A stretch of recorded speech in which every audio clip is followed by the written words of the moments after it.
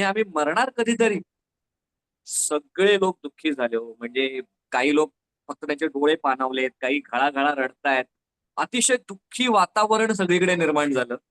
आणि या वातावरणामध्ये सगळे लोक रडतायत. 5च्या 5,000 लोक रडतायत की आपण कधी ना कधी मरणार.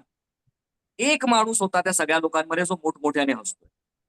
त्याला हसताना बघून लोकांना वाटलं याचं काही डोकं फिरलंय काय? म्हणजे महाराज म्हणाले की या गावातला प्रत्येक माणूस कधी ना कधी मरणार, आम्ही मरणार, सगळे लोक रडतायत, दुःखी आहेत आणि हा एकटाच हसतोय.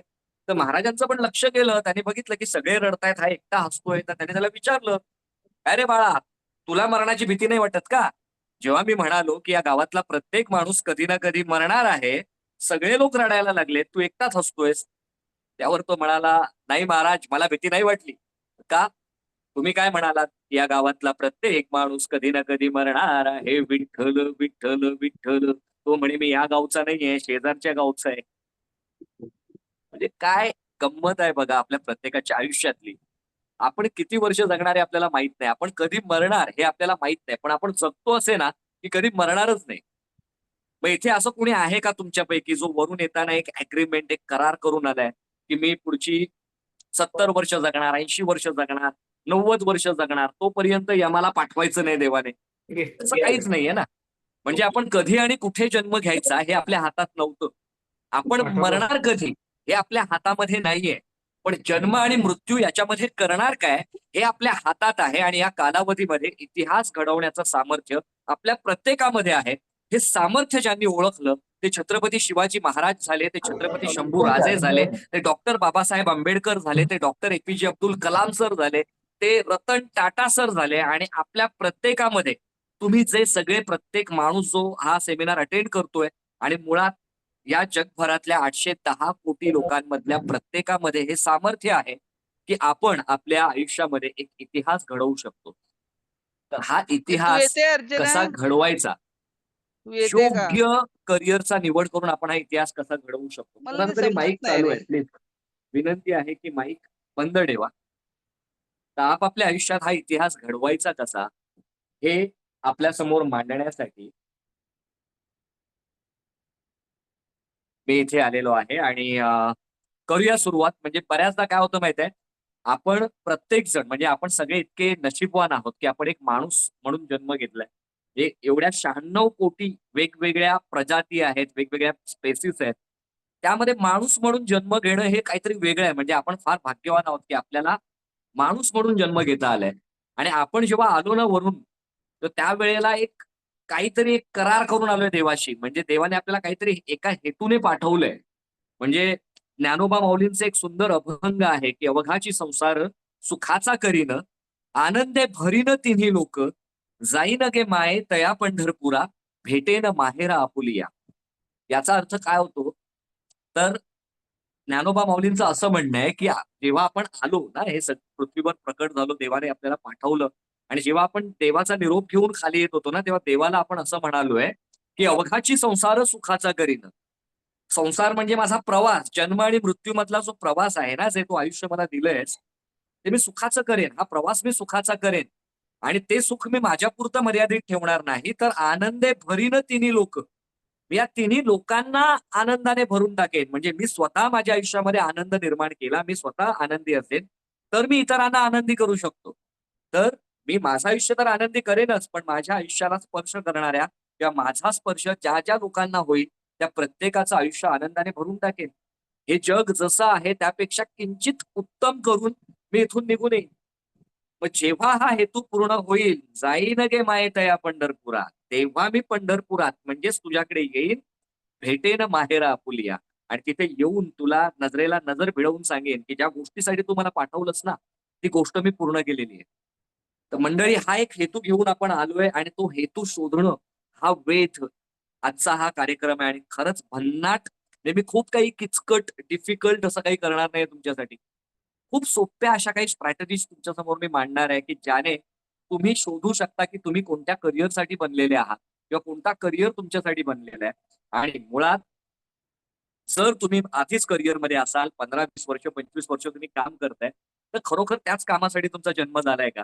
हे शोधायला तुम्हाला हा सेमिनार नक्कीच मदत करणार आहे आणि मला खात्री आहे, की मी जितका एक्साइटेड आहे, तितके तुम्ही सगळेच एक्साइटेड असणार आहात आणि या सेमिनार मधून काहीतरी भन्नाट आपण सगळेच घेऊन जाणार आहोत. तर येऊया आपल्या विषयावर. एक साधा प्रश्न मी तुम्हा सगळ्यांना विचारतो. सचिन तेंडुलकर, विराट कोहली, रोहित शर्मा, MS धोनी जर क्रिकेट न खेळता एखाद्या अकाउंट डिपार्टमेंटमध्ये अकाउंट हेड म्हणून, अकाउंट मॅनेजर म्हणून काम करत असते तर कसे दिसले असते? किंवा जो सक्सेस आज त्यांनी मिळवलाय ते मिळवू शकले असते का? बरं, लता मंगेशकर, आशा भोसले इतक्या ज्या जबरदस्त दिग्गज गायिका, लिजेंडरी गायिका आपल्याला मिळाल्या, या जर कोणत्या तरी कंपनीमध्ये एखाद्या सीईओच्या पदावर काम करत असत्या, इंजिनियर म्हणून काम करत असत्या, डॉक्टर म्हणून काम करत असत्या, तर आज आपण त्यांना ओळखू शकलो असतो का? किंवा ओळखलं असतं का? जी ओळख त्यांनी आज निर्माण केली ते आपण पाहू शकलो असतो का? बरं, छत्रपती शिवाजी महाराजांनी स्वराज्य निर्माण न करता दुसरं काहीतरी करण्याचा प्रयत्न केला असता. रतन टाटा सरांनी एवढं उद्योग विश्व निर्माण न करता दुसरं काहीतरी करण्याचा प्रयत्न केला असता. नसते फीड बसले. त्यामुळे त्यांचा जन्मच काही एका खास गोष्टीसाठी झालेला आणि त्या गोष्टीमुळेच आज ते आपल्या सगळ्यांसाठी एक प्रेरणा आहेत आणि कित्येक वर्ष, येणारी कित्येक पिढ्या हे आपल्यासाठी प्रेरणा असणार आहेत. तर त्यासाठी एक सिंपल क्वेश्चन मी तुम्हा सगळ्यांना विचारतोय, म्हणजे खूप महत्वाचा प्रश्न आहे. अशी कोणती गोष्ट आहे जी नेहमी तुमच्या सोबत असते, नेहमी सोबत असते तुमच्या आणि त्याच्याशिवाय तुम्हाला 1 मिनिट काय 1 सेकंद चैन पडत नाही आणि जरा वेळ जरी ती गोष्ट शांत असेल ना, तर तुम्ही बेचैन होऊन जाता. अशी कोणती गोष्ट आहे? कोणी सांगू शकेल? आज खूप महत्वाची ही गोष्ट झालेली आहे. आपल्या आयुष्याचा भाग झालाय. क्या बात है!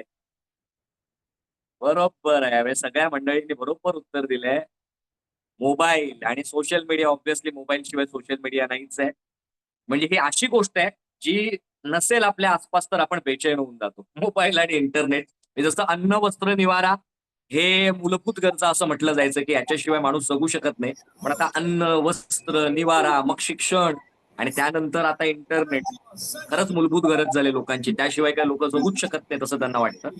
पण हा मोबाईल मंडळी जेव्हा तुम्ही विकत घेतलात ना, मोबाईल जेव्हा विकत घ्यायचा होता. अजूनही कुणाचा तरी माईक चालू आहे. प्लीज म्यूट करा मंडळी. हा मोबाईल जेव्हा पण सर तुमचा आवाज. हा हा मोबाईल जेव्हा पण येतोय आवाज आता. हो, आता आवाज येतोय. हा मोबाईल जेव्हा आपण विकत घ्यायला गेलो ना, तेव्हा आपण मला असं वाटतं बरंच म्हणजे सोशल मीडियावर किंवा Amazonची साईट असेल, Flipkart असेल किंवा प्रत्येक दुकानांमध्ये जाऊन तुम्हाला जो मोबाईल हवाय, मोबाईलची स्टोरेज मेमरी काय आहे, स्पीड काय आहे, स्क्रीन साईज काय, Android आहे की म्हणजे iOSचा सिस्टीम आहे किंवा iPhoneमध्ये जायचं आहे, कलर कोणता असला पाहिजे, कॅमेरा किती मेगापिक्सेलचा असला पाहिजे. मग त्या YouTubeवर अनेक ट्युटोरियल व्हिडिओज पाहिले असतील तुम्ही, अनबॉक्सिंगचे व्हिडिओज पाहिले असतील. किती कष्ट घेतले एक मोबाईल विकत घ्यायला आपण, राइट? एक मोबाईल जरी निवडायचा असेल, तर आपण इतका मोठा रिसर्च केला तो मोबाईल निवडण्यासाठी. इतक्या सगळ्या गोष्टी केल्या. पण मंडळी तीच गोष्ट जेव्हा करिअरच्या बाबतीत येते ना, तेव्हा भन्नाट म्हणजे आपले करिअर निवडण्याचे जे फंडे आहेत तेच एकदम वेगळे असतात आयुष्यामधले. जे मोबाईल जितक्या काळजीपूर्वक आपण निवडतो, जो मोबाईल कदाचित 1-2 वर्षच आपल्या कामाला येणार आहे. पण कित्येक वर्ष ज्याच्यावर तुम्ही काम करणार आहात, जी गोष्ट तुम्हाला पैसे देणार आहे, ते निवडताना आपण किती अज्ञान असतो, किती अनभिज्ञ असतो. म्हणजे जेव्हा करिअर सिलेक्ट करायचं असतं, तेव्हा आपण राम भरोसे असतो. ते राम भरोसेच. आता तुम्ही स्वतःच विचार करा, ज्यांनी करिअर आधीच निवडलंय, त्याने ते कसं निवडलं? म्हणजे आपण कशा पद्धतीने निवडलं जरा आपण जाऊया, तुम्ही सगळे ॲग्री करालच. मग जेव्हा मी एखाद्याला विचारतो ना, की "भावा तू तुझं करिअर कसं निवडलं रे? ताई तू तुझं करिअर कसं निवडलं?" तर काय गमतीदार उत्तरं मिळतात बघा. किती टक्के मिळतील यावर सगळं अवलंबून होतं. म्हणजे जर फारच कमी टक्के पडले तर आर्ट्समध्ये जायचं. मीडियम काहीतरी पडले तर कॉमर्समध्ये जायचं आणि मग खूप चांगले पडले तर सायन्सला जायचं. हा एक फंडा असतो. टक्केवारीवर सगळं अवलंबून. आणि मला कुठे काय माहिती आहे करिअर-बिरिअरचं. बाबा सांगतील ते मी करणार. आपल्या पप्पांची ना ओळख आहे. आपल्याला काही टेन्शन नाही. जॉब-बिबचं काही टेन्शन नाही. करिअर काय असेल ते पप्पा आपल्याला जॉबला लावणार आहेत. मला माहित आहे. "ये चल दिए किधर, जॉब मिले उधर." अशी आपली परिस्थिती आहे. मग एखादा काका म्हणतो, "सीए नको करू रे, काय त्याला कोण विचारत नाही." त्यामुळे नो कॉमर्स. आता निर्णय घेणाऱ्या या काकांना या सगळ्या गोष्टींची माहिती आहे असं नाहीये, ते काही एक्सपर्ट नाहीयेत करिअर मधले. पण असा काका मामा काही ना काहीतरी आपल्याला सांगतो, हे करू नको, तू दुसरं काहीतरी कर आणि मग त्याप्रमाणे करिअर लोक निवडतात. काही डिसिजन बेस्ड क्रीडवर असतात, म्हणजे लालसा पैशांची, अरे ह्या फील्डमध्ये ना बक्कळ पैसा आहे म्हणून मी या फील्डमध्ये जातो. पण भरपूर पैसा आहे म्हणून ती फील्ड मला आनंद देईल असं नाहीये. पैसा हवाच आहे आपल्याला, पण तो आनंदाने मिळाला तर ती मजा वेगळी आहे. पण बरेच लोक फक्त या फील्डमध्ये पैसा जास्त आहे म्हणून. मग बऱ्याचदा आपली मोठी मंडळी आपल्याला सांगतात, तुम्ही काहीतरी बोलता मला हे करिअर करायचंय. पण मग आपले आई बाबा किंवा जे मोठे तोलदार मंडळी आपल्या घरातले आहेत, ती सांगतात, काय वेड आहेस का तू, झेपेल काय तुला, नाही झेपणार, आपलं जे जमेल तेच करायचं, अंथरून पाहून पाय पसरायचं, तुला काय झेपणार आहे मला चांगलं माहिती आहे. म्हणजे आपल्या आपली काय क्षमता आहे ना, हे आपल्यापेक्षा जास्त आपले इतर लोकच आपल्याला सांगत असतात. हो. हे एक या पद्धतीने करिअर निवडलं जातं. मग दोस्ती, दोस्ती जिंदगीभर. माझा मित्र जिकडे जाणार तिकडे मी जाणार आहे. तू काय करतोय? सायन्स करतोय? मी पण सायन्स करणार. ये मेरा दोस्त जहाँ जाएगा वहां मैं जाऊंगा. ये दोस्ती हम नहीं तोडेंगे. या पद्धतीने पण आपण म्हणतात ना, म्हणजे क्राउड जसा जातो, आपला ग्रुप जिथे जातो, तिकडे आपण जाण्याचा प्रयत्न करतो. असंही करिअर निवडलं जातं. काही लोक तर जोशात असतात. मग ये करूंगा मैं, वो करूंगा मैं, सब करूंगा. म्हणजे सकाळी डिप्लोमा लावलाय, दुपारी टॅलीचा कोर्स लावलाय, संध्याकाळी टायपिंग लावलंय. भाई तू रजनीकांत आहे का? म्हणजे दुनियेभरच्या गोष्टी ज्याचा एकमेकांशी काही संबंध नाहीये, असे सगळे कोर्सेस का करत बसायचंय? हे याचमुळे होतं कारण नेमकं काय करायचंय हे मला माहीत नसतं. आणि काही जणांचं तर आई-बाबांनी सांगितलंय, 4-5 वर्ष करिअरचं काय जमतंय का बघ, नाहीतर आम्ही तुझंच जमवतो. म्हणजे लग्न केलं, की कुठलं तरी काहीतरी काम हा करेल आणि बाबा सांभाळेल घर.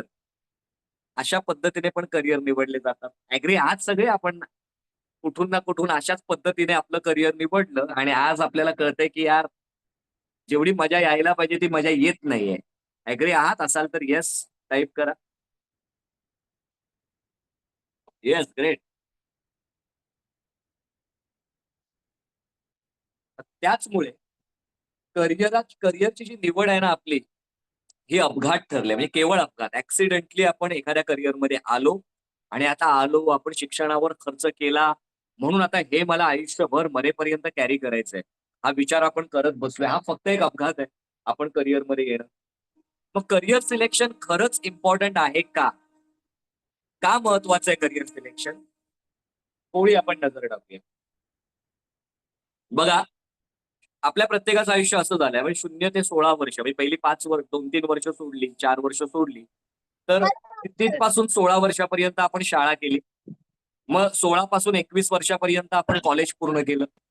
21-23 वर्ष पोस्ट ग्रॅज्युएशनचे काही कोर्सेस आपण करतो ना, मी किंवा हे करतील मंडळी पुढे आता जी नवीन मुलं आहेत, राईट? आणि मग 23 वर्ष जेव्हा आपलं पोस्ट ग्रॅज्युएशन होतं, काही मोठा कोर्स आपण संपवतो.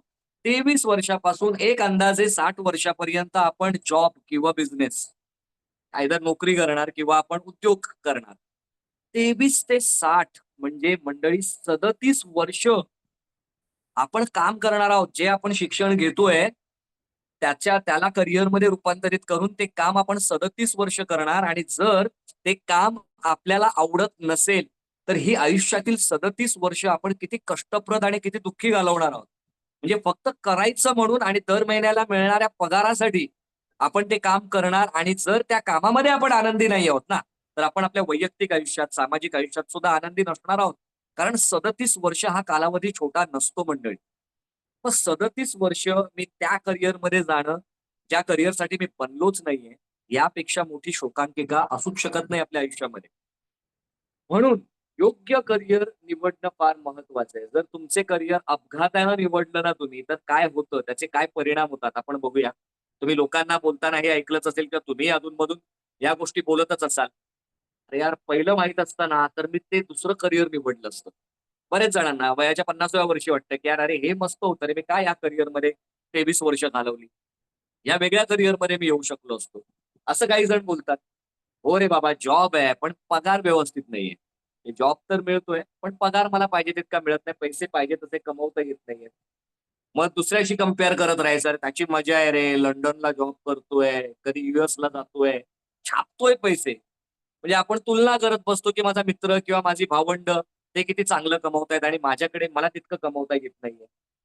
कंटाळलो यार या जॉबला, सुट्टी पण मिळत नाही यार, असं म्हणणारे पण तुम्हाला मल्टीनॅशनल कंपनी मधली बरीच मंडळी दिसते. प्रत्येक शनिवारी माणसं कशी असतात माहिती का, वाव आता वीकेंड आला, उद्या धमाल करायची. आणि मग जेव्हा संडे येतो तेव्हा अभी ना जाओ छोडकर ये दिल अभी भरा नाही.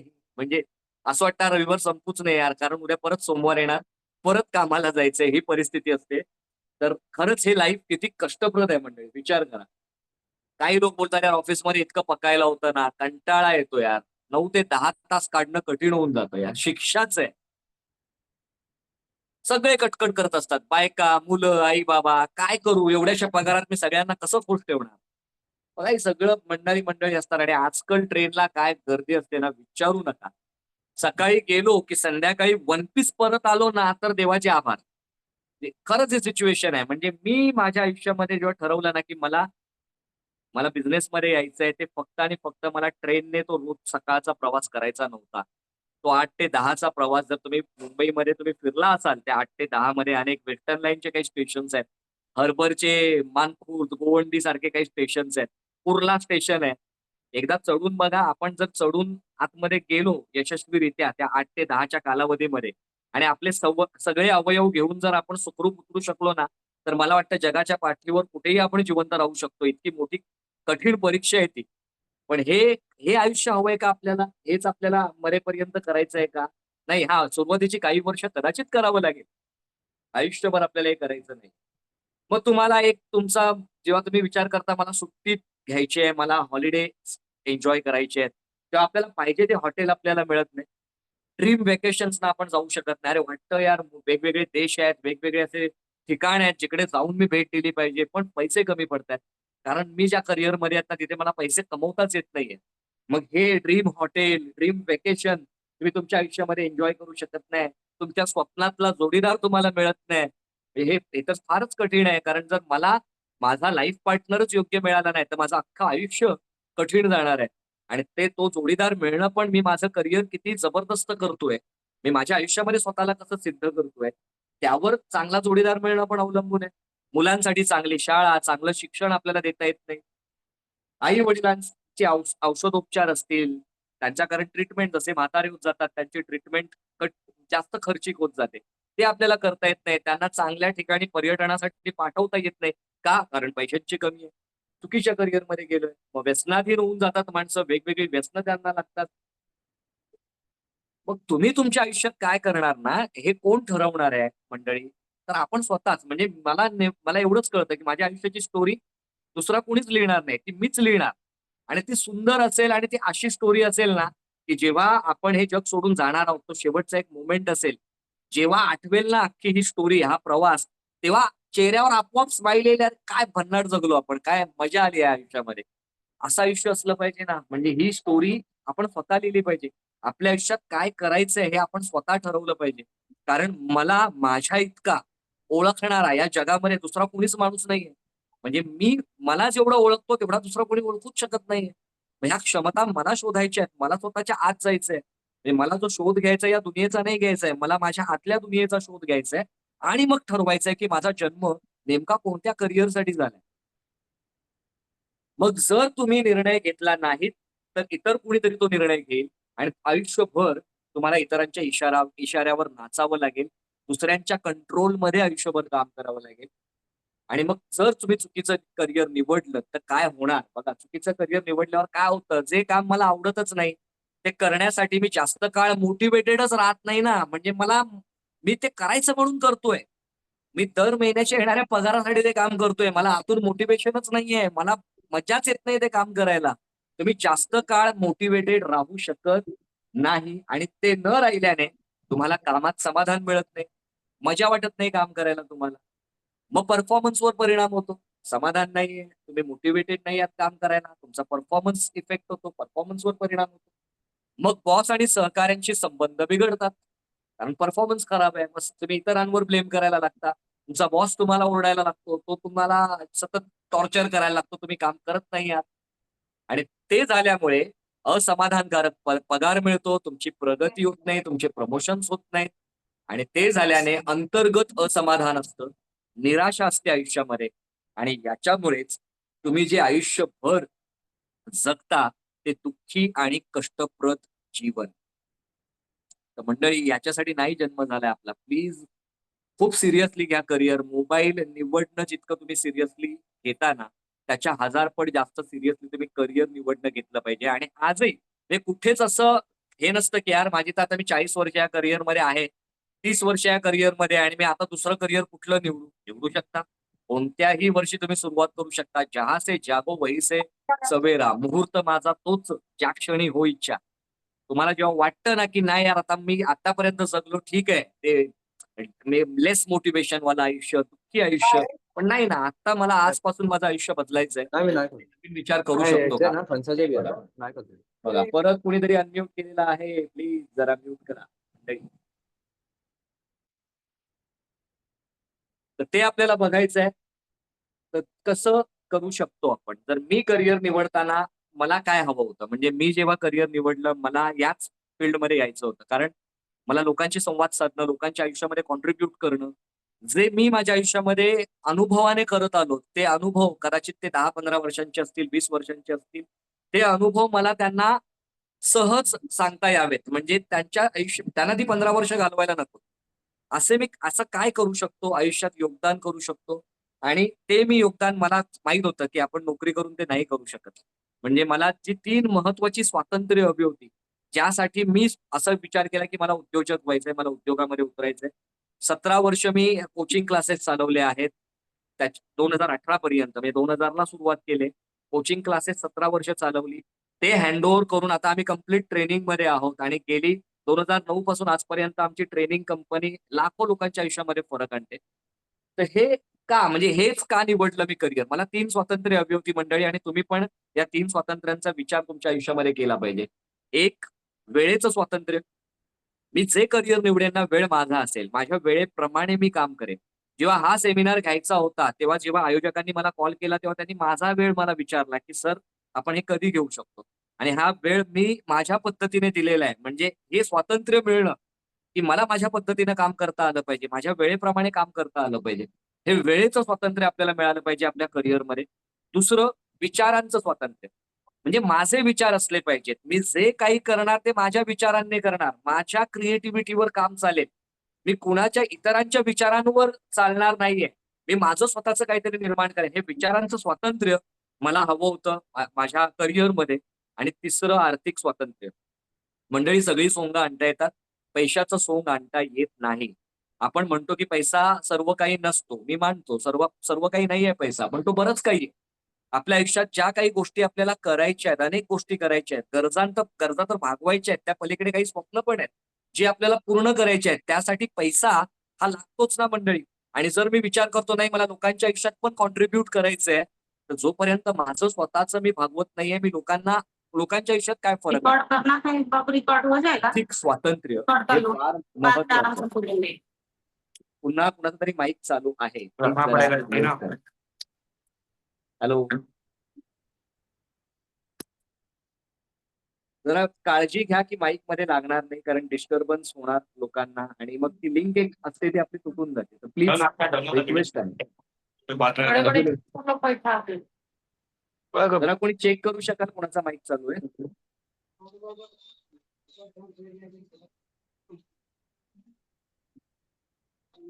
प्लीज जरा माईक बंद ठेवा. काळजी घ्या. आपल्यामुळे इतर कोणी डिस्टर्ब होणार नाही याची काळजी घ्या प्लीज. हा.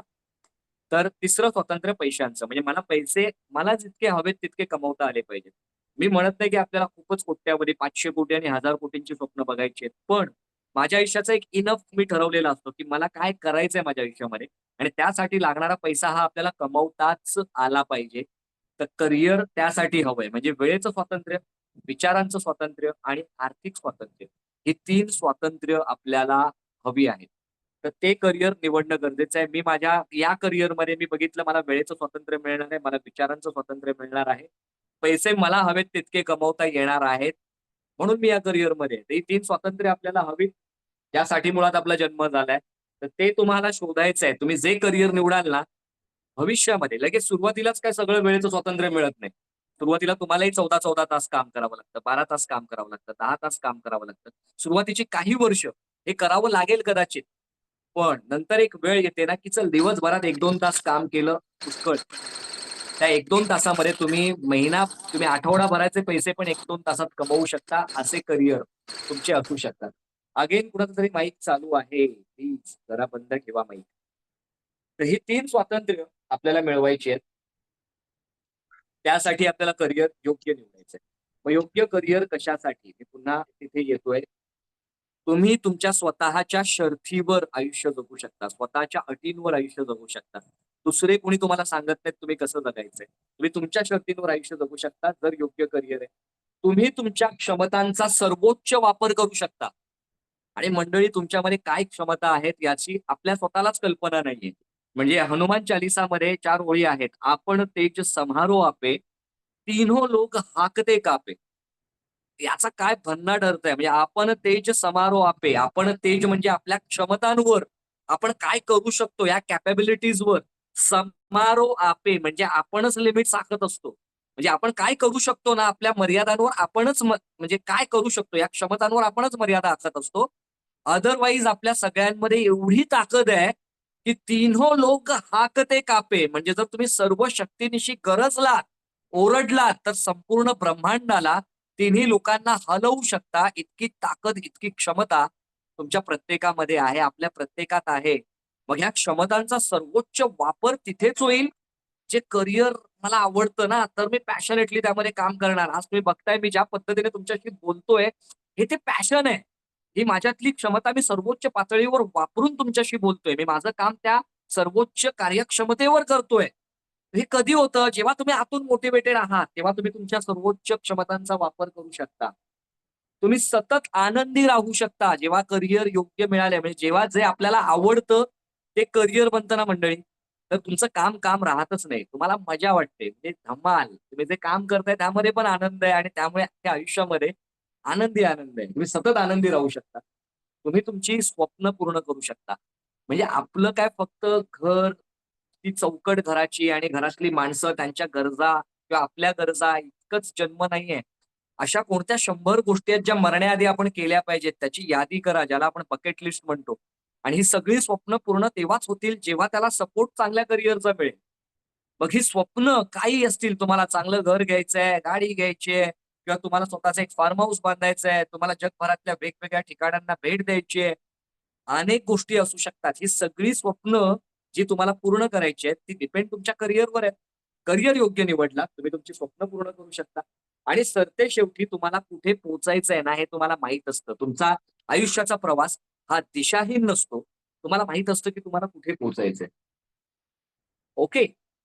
मग हे सगळं आता एवढा सगळा बॅकग्राऊंड मी यासाठीच दिला, की योग्य करिअर मस्ट आहे. म्हणजे तुम्ही त्याला टाळूच शकत नाही, की बाबा मी असंच निवडतो रॅन्डम कुठलं तरी करिअर आणि मला माहित आहे मी हातात पडेल ते काम करत असतो आणि मी तेवढी माझ्यात हिंमत आहे. नुसतं हिमतीच्या बळावर आपण आयुष्यात पुढे जाऊ शकत नाही. त्याला बुद्धिमत्तेची जोड मिळाली तरच तुम्ही प्रगती साधू शकता. म्हणून योग्य करिअर निवडण्यासाठी काय केलं पाहिजे? आता मी तुम्हाला 5 पॉइंटर सांगणार आहे.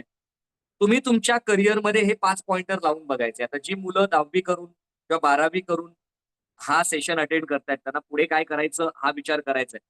तुम्ही पुढे जे काही निवडणार आहात ना, त्यामध्ये या 5 गोष्टी आल्या पाहिजेत. मस्ट आहे ना 5च्या 5ही गोष्टी. या 5 मधली एखादी गोष्ट जरी मिसिंग आहे, तर गडबड आहे करिअरमध्ये आपल्या. आणि जे लोक ऑलरेडी आता कोणत्या ना कोणत्या करिअरमध्ये आहेत, काही ना काही काम करतायत, कित्येक वर्ष करतायत, त्यांनी पण बघा या 5 गोष्टी त्या करिअरमध्ये घेतायत का? तर या 5 गोष्टी मी तुमच्याशी शेअर करतोय. तर इथपर्यंत जो प्रवास चाललाय तो तुम्हाला इंटरेस्टिंग वाटतोय का? वाटतोय तर प्लीज येस टाइप करा. म्हणजे मला तुम्ही समोर दिसत नाही आहात. मला आनंद होतो जेव्हा लोक समोर दिसतात जास्त आणि मजा येते त्यांच्याशी बोलायला. आपल्याला कळतं. तुम्हाला ते कळतंय की नाही, माझ्या भावना तुमच्यापर्यंत पोहोचतायत की नाहीत, तर जरा प्लीज जर हा प्रवास रंजक वाटतोय, मजा येते, आवडतंय, काहीतरी इंटरेस्टिंग वाटतंय तर येस टाइप करा.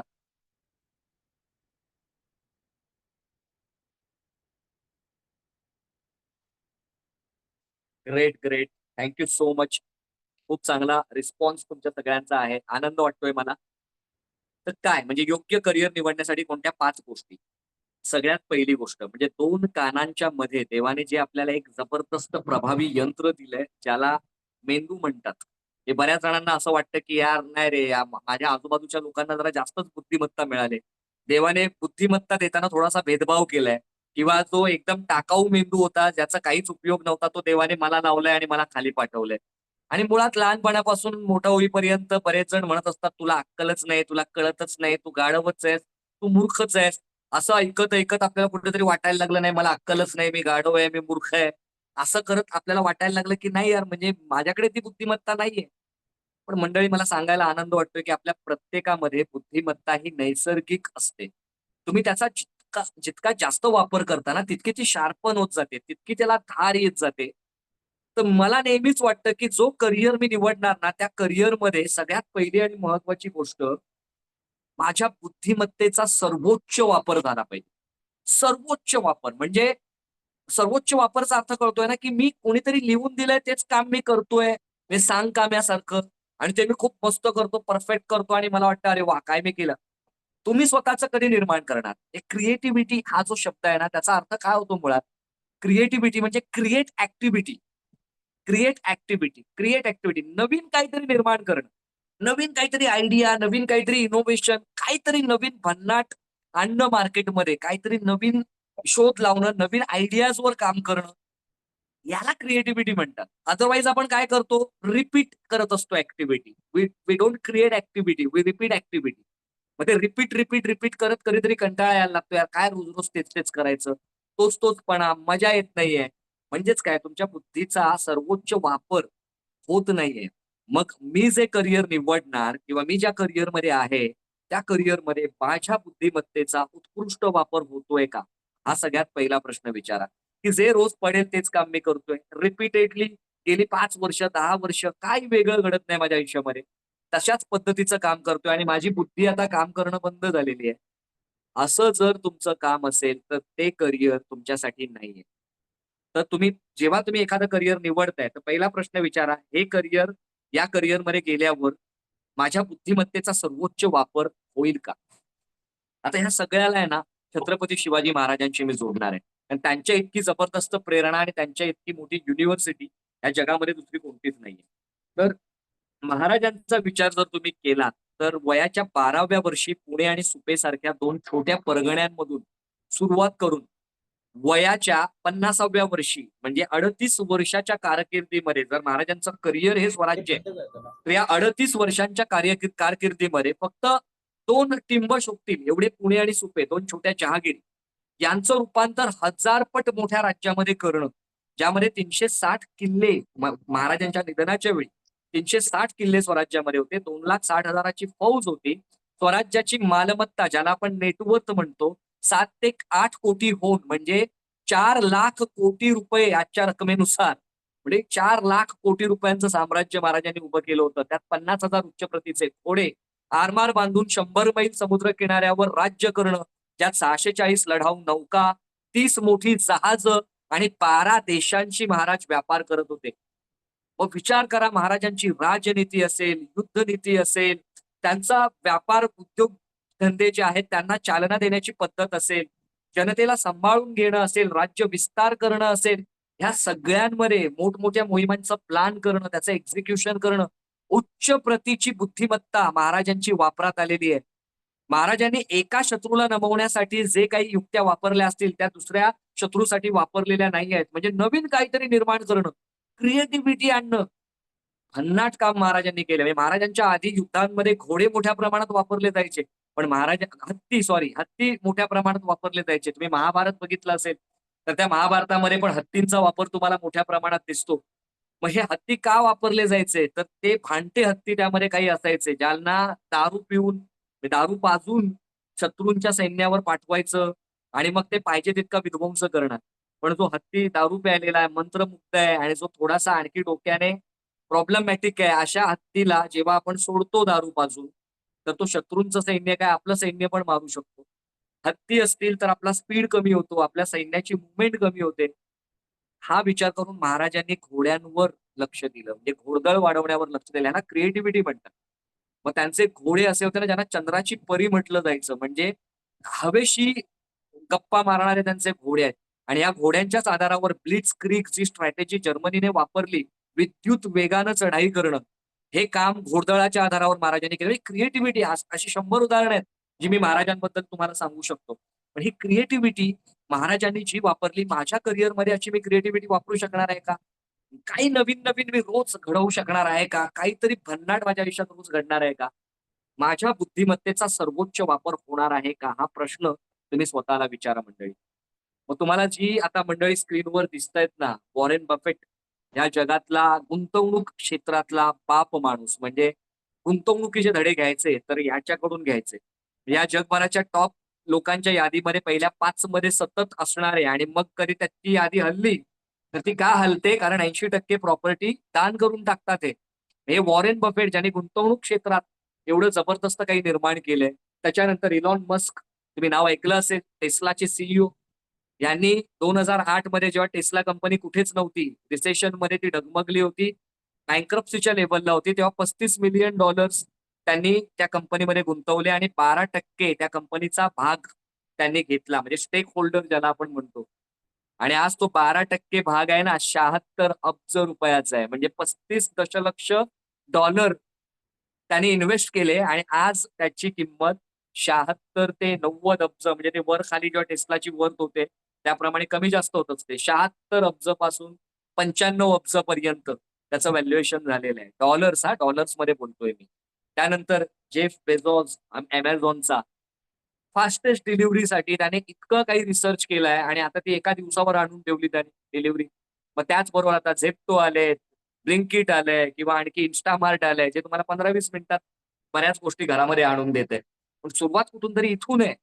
स्टीव्ह जॉब्स, काही ना काहीतरी नवीन क्रिएशन, प्रत्येक जो आयफोन येतोय तो काही ना काहीतरी नवीन अपग्रेड घेऊन येतोय.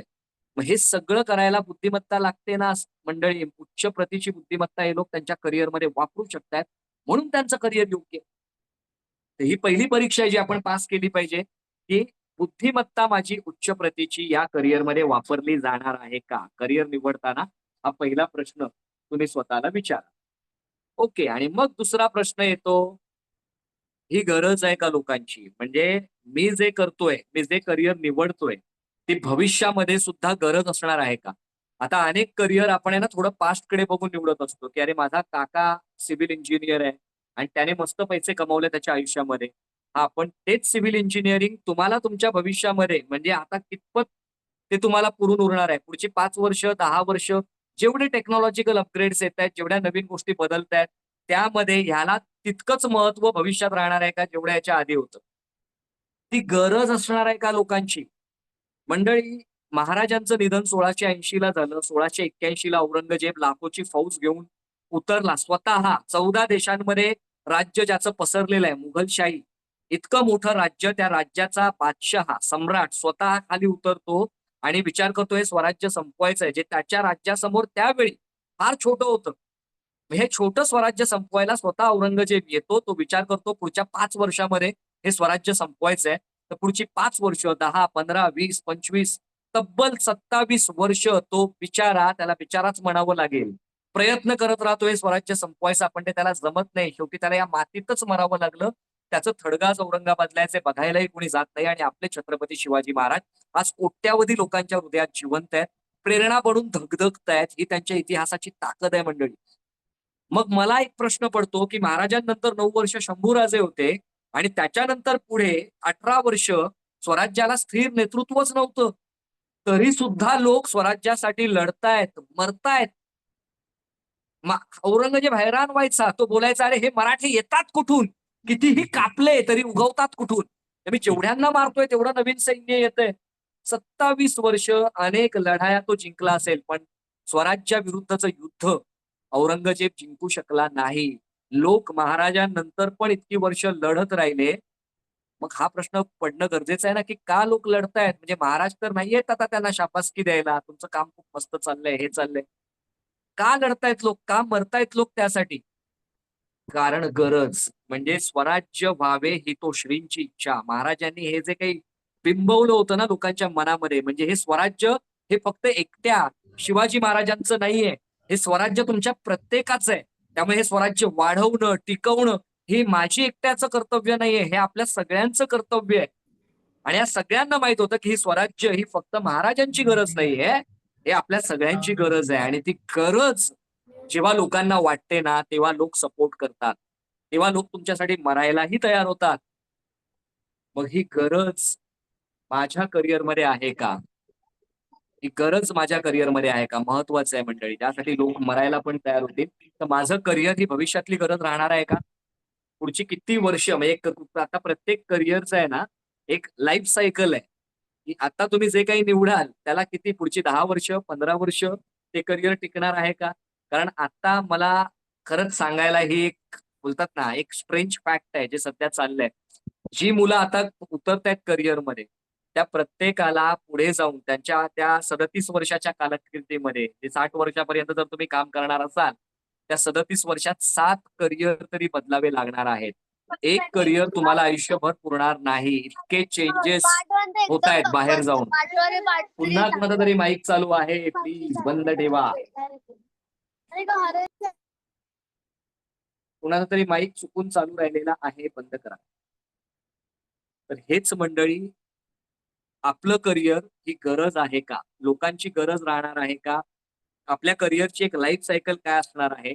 याचा अभ्यास करणं फार गरजेचं आहे. म्हणजे बुद्धिमत्ता समजा एखाद्या करिअर माझी उत्कृष्ट लेव्हलला यूज होते, पण ती पुढची 5 वर्षांचीच गरज आहे किंवा पुढच्या 10 वर्षांचीच गरज आहे. म्हणजे माझं करिअर पुढची 10 वर्षच टिकणार आहे.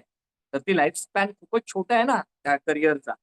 मग ही लोकांची गरज असणार आहे का? आणि तुम्ही जी लोकांची गरज आहे, त्याला तुम्ही जेव्हा करिअर बनवता ना, मंडळी तेव्हा लोक तुम्हाला सपोर्ट करतात. तुमच्या करिअरला सक्सेसफुल करण्यासाठी लोक तुम्हाला सपोर्ट करतात. एक एक्झाम्पल, असे अनेक एक्झाम्पल आपण घेऊया. शेअर करा. अशी अनेक एक्झाम्पल्स आपण आता घेऊया की गरज जी आहे ती करिअर बनवली तर काय होऊ शकतं.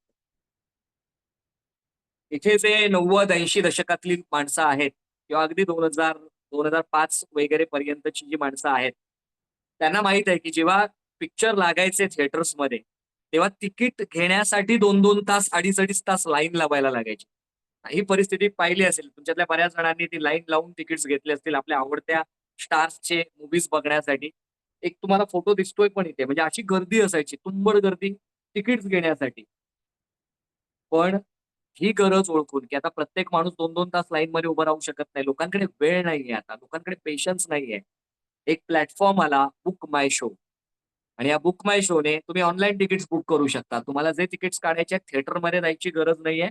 तुम्ही ऑनलाईन बुक करा आणि तुम्ही डायरेक्ट थिएटरमध्ये एंट्री करू शकता. लोकांची जी गरज होती, त्याला यांनी करिअर बनवलं आणि म्हणून आज याचं व्हॅल्युएशन काही कोट्यावधी रुपयांमध्ये याचं व्हॅल्युएशन गेलंय बुक माय शोचं. त्यानंतर जर आपल्याला कुठे गावी जायचं आहे, एसटीने जा किंवा लक्झरीने जा, तुम्हाला जाऊन त्या ट्रॅव्हल एजंटच्या ऑफिसमध्ये तिकीट बुक करावं लागायचं किंवा एसटी स्टँडवर जाऊन तुम्हाला लाईन लावून तिकीट बुक करावं लागायचं. पण रेड बस आलं आणि मग तुम्हाला ज्या तिकीट्स हव्यात तुम्ही तुमच्या मोबाईलवर करू शकता. त्याची लोकांची गरज होती ना, तासनतास लाईनीत उभं राहून मी नाही करू शकणार आहे. रेड बसने ती गरज पूर्ण केली. तर रेड बस, अभि बस असे अनेक प्लॅटफॉर्म आहेत, की जे तुम्हाला तिकीट्स बुक करायला मदत करतात. मग हे रेड बसने जे केलं, लोकांच्या गरजेवर काम केलं. त्यामुळे त्यांचं करिअर भन्नाट चालू आहे. आता शॉपिंग करणं, मला जर समजा 20 गोष्टी विकत घ्यायच्या आहेत आणि मी एखाद्या मस्त त्या शॉपिंगच्या एरियामध्ये गेलो, तर मला माहिती आहे माझे 6-7 तास असे सहज जाणार आहेत. अनेक दुकानं फिरावी लागणार आहेत. त्यात मला व्हरायटी कमी मिळणार. पण मग ह्या सगळ्या अनेक व्हरायटीज, शेकडोने व्हरायटीज प्रत्येक गोष्टीच्या मला जर एका प्लॅटफॉर्मवर हव्या असतील, तर ते प्लॅटफॉर्म Snapdeal आलं, Flipkart आलं, Amazon आलं आणि आता तर अनेक असे प्लॅटफॉर्म्स आलेले आहेत, की तुम्ही तुमच्या मोबाईलवर शॉप करू शकता. तुम्हाला कुठे जायची गरज नाही. तुमच्या दारामध्ये वस्तू येतात आणि आणखी स्वस्तामध्ये येतात. लोकांची जी गरज होती, त्याला या लोकांनी करिअर बनवलं आणि आज ते कोट्यावधी रुपये कमवतात. बरोबर? त्यानंतर रिक्षा, टॅक्सी याच्यासाठी तासनतास उभं राहायचं. वाट बघायची आणि मग त्यात पण आपल्याला पाहिजे तिथे तो माणूस जायला तयारच नसतो. तर टॅक्सीवाला जायला तयार नाही, रिक्षावाला जायला तयार नाही. खूप इश्यूज व्हायचे. आपल्याला जर प्रवास करायचा आहे टॅक्सीने किंवा रिक्षाने, पण आता ती तुमच्या दारामध्ये येते. ओला, उबेर सारखे प्लॅटफॉर्म्स आलेले आहेत. हे प्लॅटफॉर्म्स आणि आता अनेक आलेत. म्हणजे इनड्राईव्ह आहे किंवा अनेक गोष्टी आहेत, की ज्या तुम्हाला जे बाहेर भाडं असतं त्यापेक्षा कमी भाड्यामध्ये तुम्हाला पाहिजे तिथे, कुठल्याही जिथे जे लोकेशन तुम्ही टाकाल, तिथे सोडणं यांना क्रमप्राप्त आहे. म्हणजे जी लोकांची गरज होती त्यावर यांनी काम केलं. म्हणून ओला सारख्या कंपनीमध्ये टाटा सरांनी कोट्यावधी रुपये गुंतवले आणि त्या कंपनीचा स्टेक घेतला. म्हणजे विचार करा, या कंपनीत ज्या कुठेतरी छोट्या गोष्टींनी सुरू झालेल्या आज जबरदस्त व्हॅल्युएशन या कंपन्यांचं झालंय. का? कारण ही लोकांची गरज जी होती ना त्यावर यांनी काम केलं. म्हणून मंडळी, दुसरा प्रश्न स्वतःला विचारा, मी जो करिअर निवडतोय किंवा मी ज्या करिअरचा विचार करतोय ती लोकांची गरज असणार आहे का? म्हणजे भविष्यामध्ये पण ती गरज असणार आहे का? त्या करिअरची लाईफ सायकल काय असेल? जर ती लोकांची गरज आहे आणि त्या गरजेवर काम करणारं तुमचं करिअर आहे ना, कुठला तरी एक प्रॉब्लेम सॉल्व्ह करणारं तुमचं करिअर आहे ना, तर तुम्ही योग्य करिअरमध्ये आहात. लोक तुम्हाला नक्की आणि नक्कीच त्या गोष्टीसाठी मदत करू शकतात. मग दुसरी महत्वाची गोष्ट ज्यावर आपण काम केलं पाहिजे ती आहे गरज. आहात सगळे सोबत आहात. पहिलं बुद्धिमत्ता आणि दुसरी गरज आपण म्हणालो. सगळे सोबत आहात का? असाल तर प्लीज येस टाईप करा.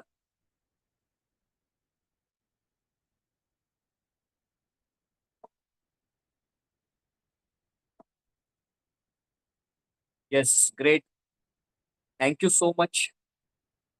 दुसरी गोष्ट ज्यावर आपण काम केलं पाहिजे, म्हणजे हे सगळ्या पाचही गोष्टी असायलाच पाहिजेत आपल्या करिअरमध्ये.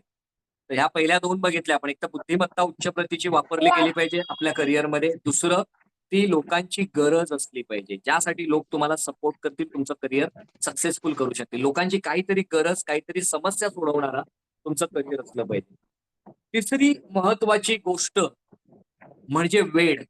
म्हणजे मी जे काय करतोय ना, मी जे करिअर निवडतोय त्याचं वेळ असलं पाहिजे आपल्याला. वेळ म्हणजे काय? पॅशन.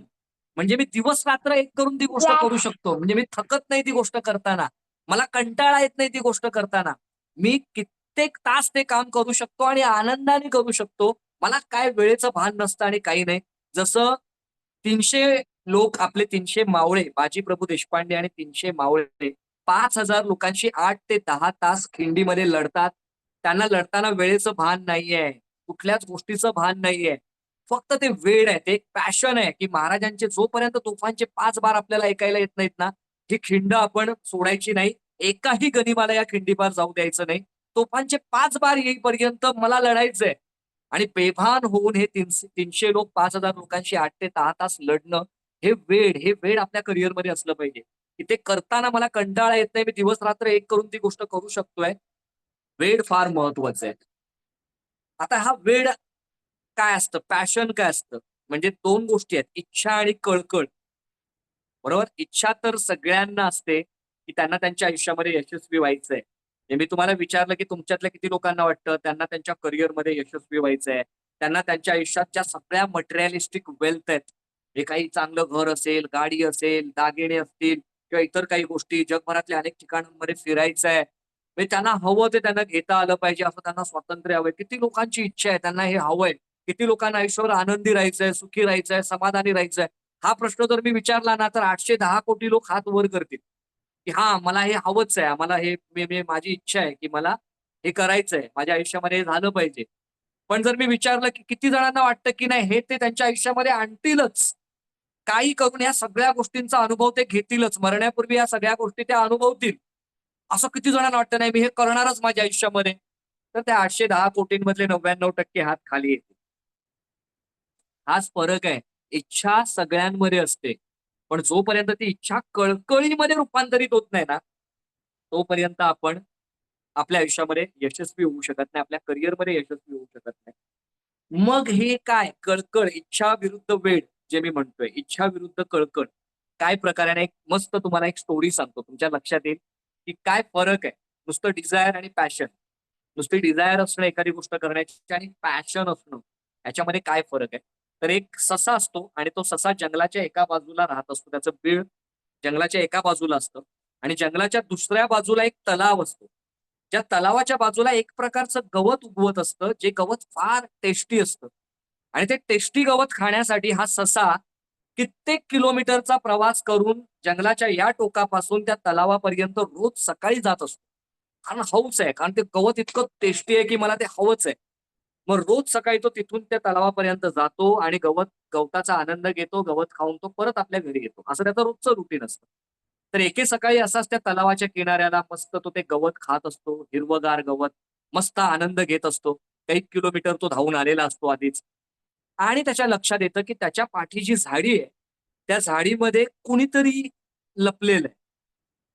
म्हणजे मी इथे माझा नाश्ता करायला आलोय आणि आता माझा नाश्ता होण्याची शक्यता आहे, कारण कुणीतरी प्राणी त्या झुडपामध्ये आहे आणि त्याच्या लक्षात येतं की तो चिता आहे.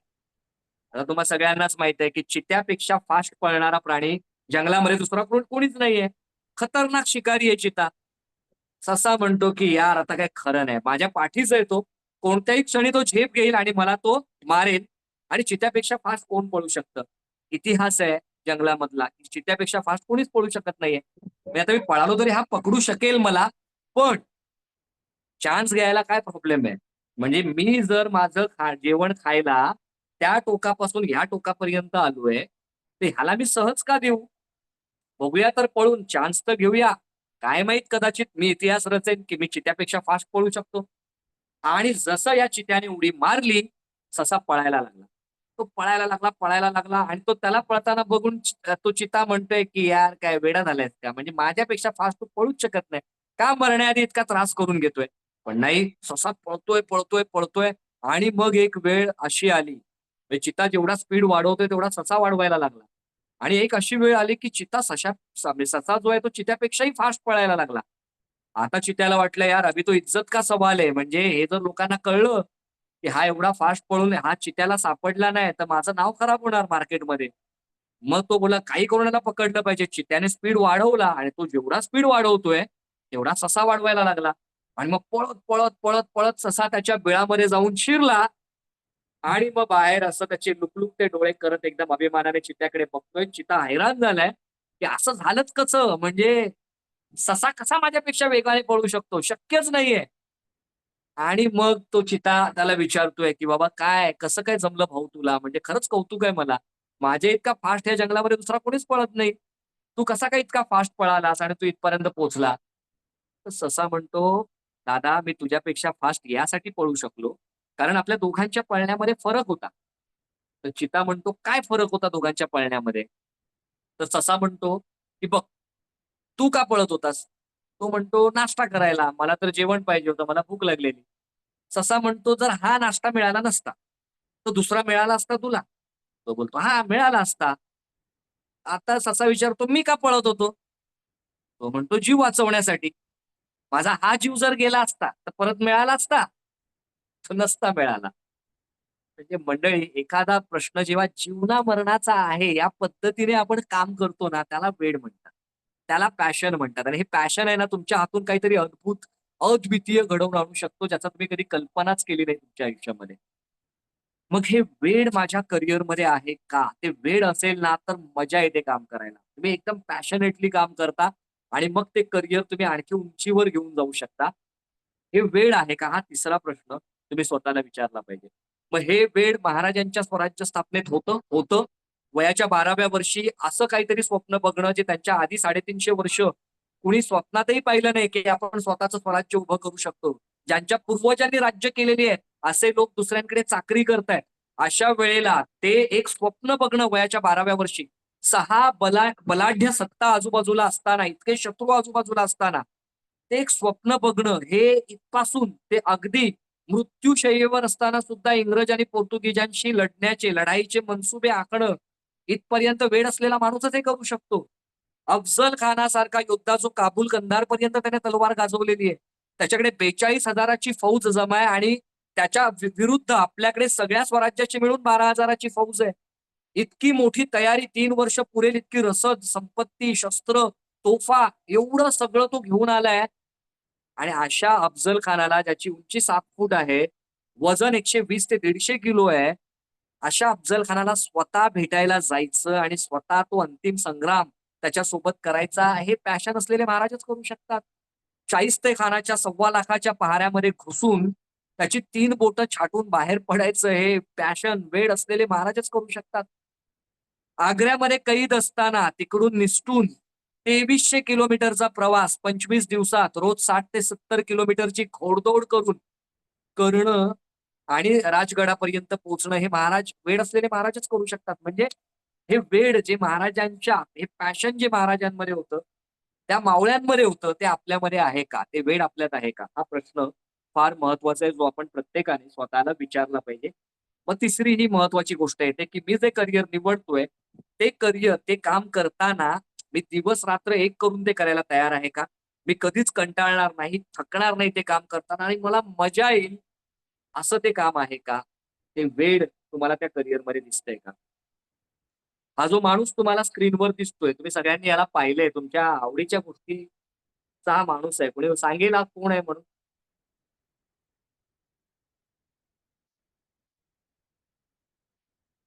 सांगू शकतो कोण आहे? हे समोर जे तुम्हाला गृहस्थ दिसतायत. KFC, क्या बात है! ते नाव जरी नसेल आठवत तरी हा चेहरा सगळ्यांना माहित आहे. KFCचे फाउंडर आहे ते, कॉलिनल सँडर. हे कॉलिनल सँडरची एवढी स्टोरी भन्नाट आहे ना, वेड काय असतं, पॅशन काय असतं.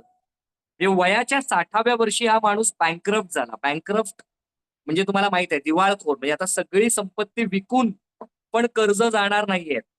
अशी बँकरप्सी वयाच्या 60व्या वर्षी या माणसाला आली.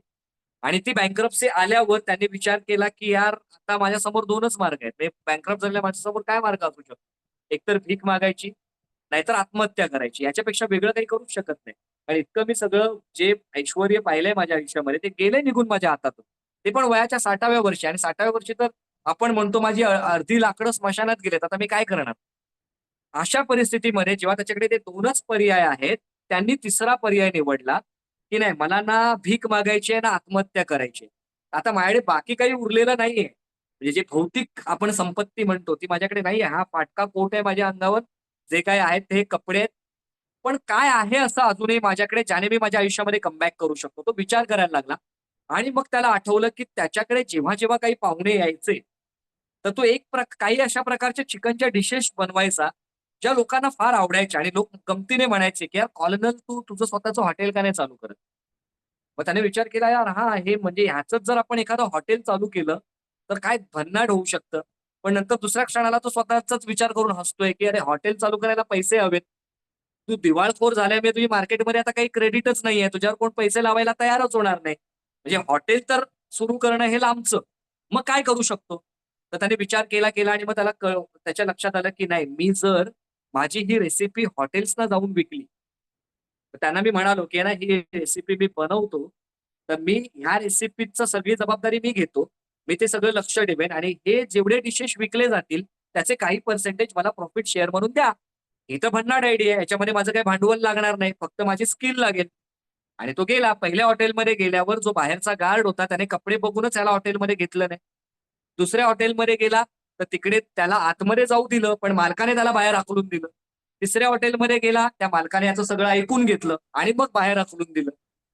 म्हणजे तो विचार करत होता, की यार जितकं सोपं मला वाटत होतं, की मी हे सांगून पटकन कळेल लोकांना, लोकांना आयडिया आवडेल आपली, पण असं होत नाहीये.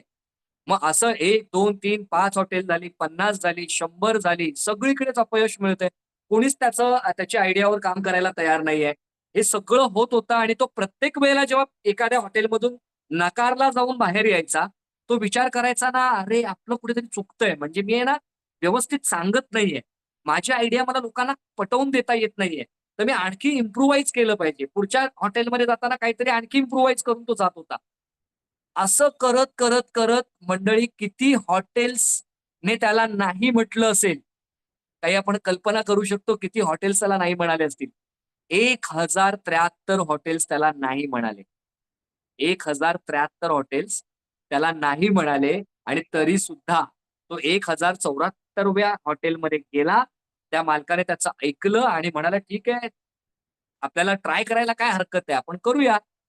आणि त्याने त्याच्याशी ती पार्टनरशिप केली आणि पुढच्या 5 वर्षात त्याने इतके पैसे कमवले, की त्याने स्वतःचं आउटलेट सुरू केलं, KFC नावानं. आणि आज तुम्हाला माहिती आहे KFC हे साम्राज्य आहे. म्हणजे जगभरामध्ये लाखो आउटलेट्स KFCचे आहेत. हे पॅशन, हे वेड आपल्याला आपल्या करिअरमध्ये असणं गरजेचं आहे. आणि आता मी तेच म्हणालो ना, की बऱ्याच जणांना वाटतं मी ऑलरेडी माझं वय 50 वर्ष आहे, 45 वर्ष आहे. मी आधीच 20-25 वर्ष, 30 वर्ष काम केलंय. आता मी काय नवीन करिअर निवडणार? तर तुमच्या सगळ्यांसाठी हे सगळ्यात मोठं एक्झाम्पल आहे. कॉलिनल सँडर्स. जर तो वयाच्या 60व्या 65व्या वर्षी एक नवीन काहीतरी सुरू करू शकतो, जे त्याच्यानंतर काही पिढ्या चालू आहे आणि पुढे चालू राहील. तर तुम्ही प्रत्येक जण ते करू शकता. म्हणून आजही जर तुम्ही ज्यासाठी जन्म घेतलाय तो करिअर अजूनही तुम्हाला सापडला नाहीये, तर आजही तुम्ही शोधू शकता मंडळी. तर हे एक्झाम्पल आपण सगळ्यांनी लक्षात ठेवूया. जे वेळ, हे बघा 3 गोष्टी आपण बघितल्या. एक तर बुद्धिमत्ता उच्च प्रतीला वापरली गेली पाहिजे. ती लोकांची गरज असली पाहिजे. लोकांचा काहीतरी प्रॉब्लेम सॉल्व्ह करणारं आपलं करिअर असलं पाहिजे. त्या करिअरमध्ये काम करताना ते वेळ आपल्यात असलं पाहिजे. म्हणजे दिवस-रात्र एक करून आपण करू शकतो, कंटाळणार नाही, थकणार नाही, असं ते काम असलं पाहिजे. ही झाली तिसरी गोष्ट. आणि मग चौथी गोष्ट जी मस्ट आहे आपल्या करिअरमध्ये, तो आहे सत्सद विवेक. आता सत्सद विवेक म्हणजे काय? कोणी सांगू शकेल? सत्सद विवेकचा अर्थ काय होतो?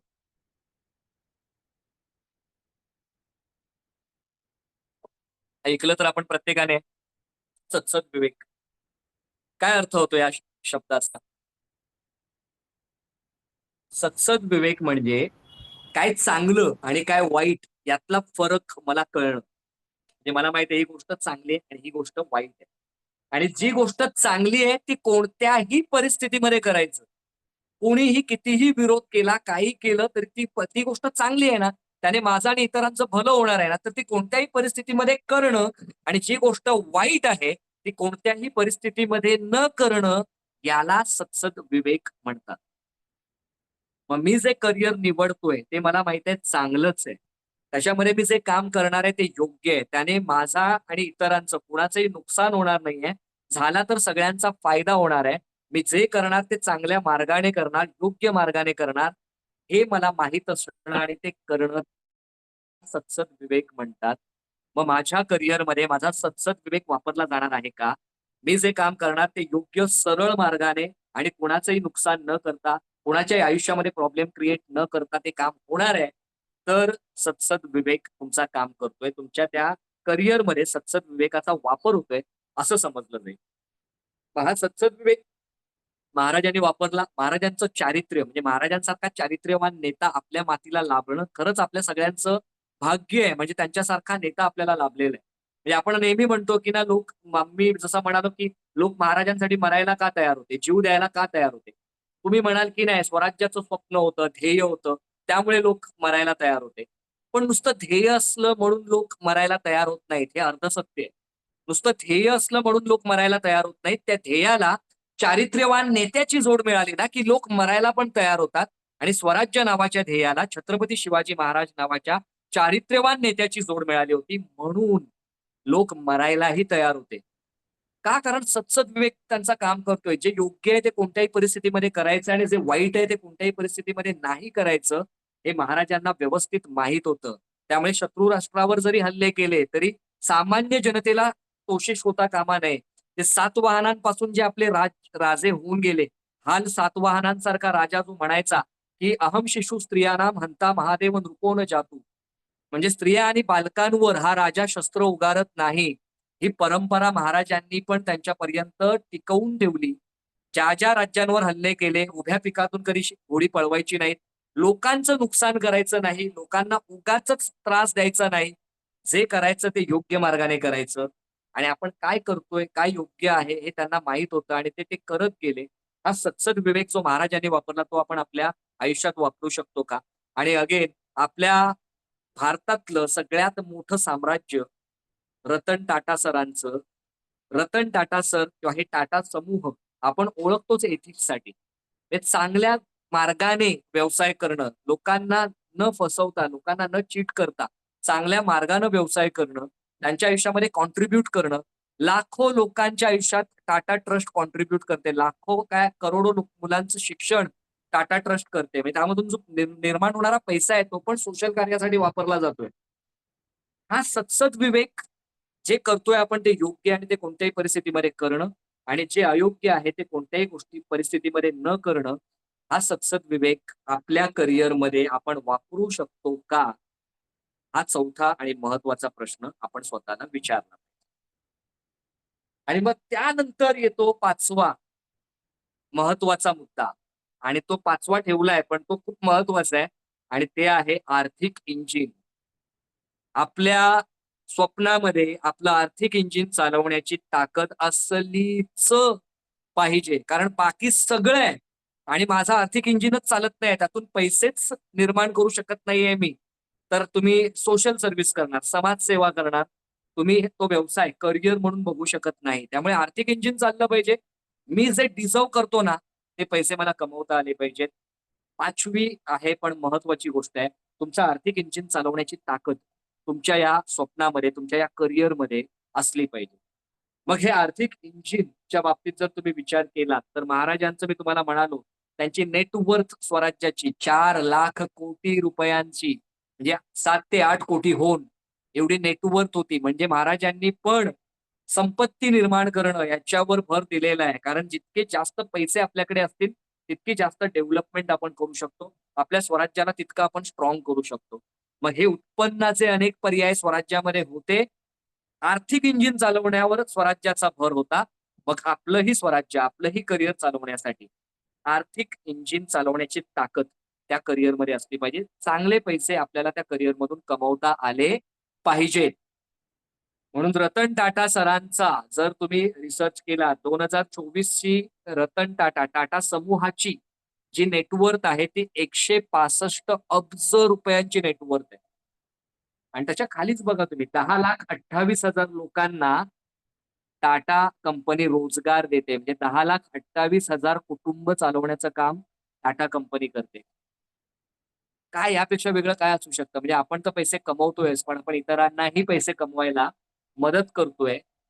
ऐसा कुछ करियर अपना होना चाहिए. ही 5 गोष्ट, हे 5 प्रश्न तुम्ही स्वतःला विचारायचे. नंबर 1, यात माझी बुद्धिमत्ता उच्च पातळीवर वापरता येणार आहे का? करिअर ठेवा जो समोर, तुमचा मुलगा, मुलगी, तिला घेऊन बसा. तुमचं स्वतःचं करिअर पण, त्या बाबतीत पण हा विचार करा. तुम्ही जे करिअरचे ऑप्शन्स, जे कन्फ्युजन असेल ना त्यांचं, हे 3 गोष्टी कराव्याशा वाटतायत, त्या तिन्ही गोष्टींना या 5 प्रश्नांमधून आणा. बघायचं की मला डॉक्टर व्हायचंय म्हणतोय हा, मग मला डॉक्टर होण्यासाठी माझी बुद्धिमत्ता उच्च प्रतीवर वापरली जाईल का? बरं, ही लोकांची गरज आहे का?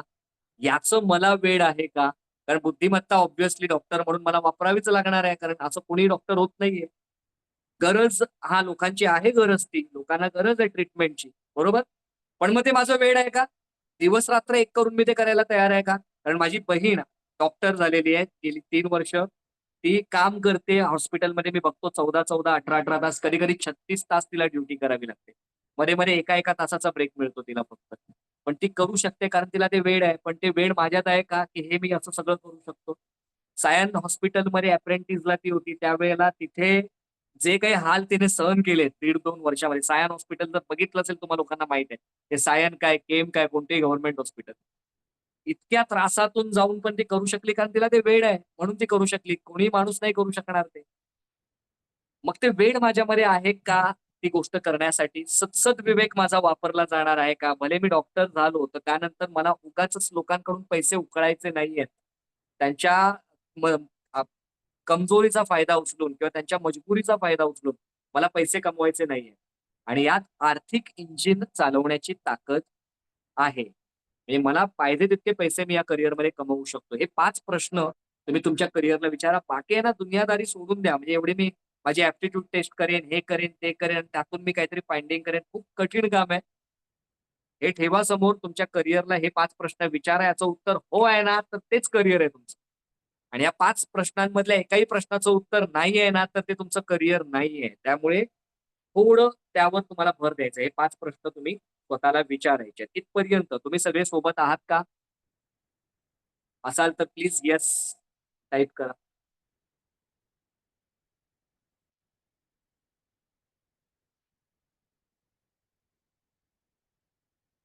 Great, great.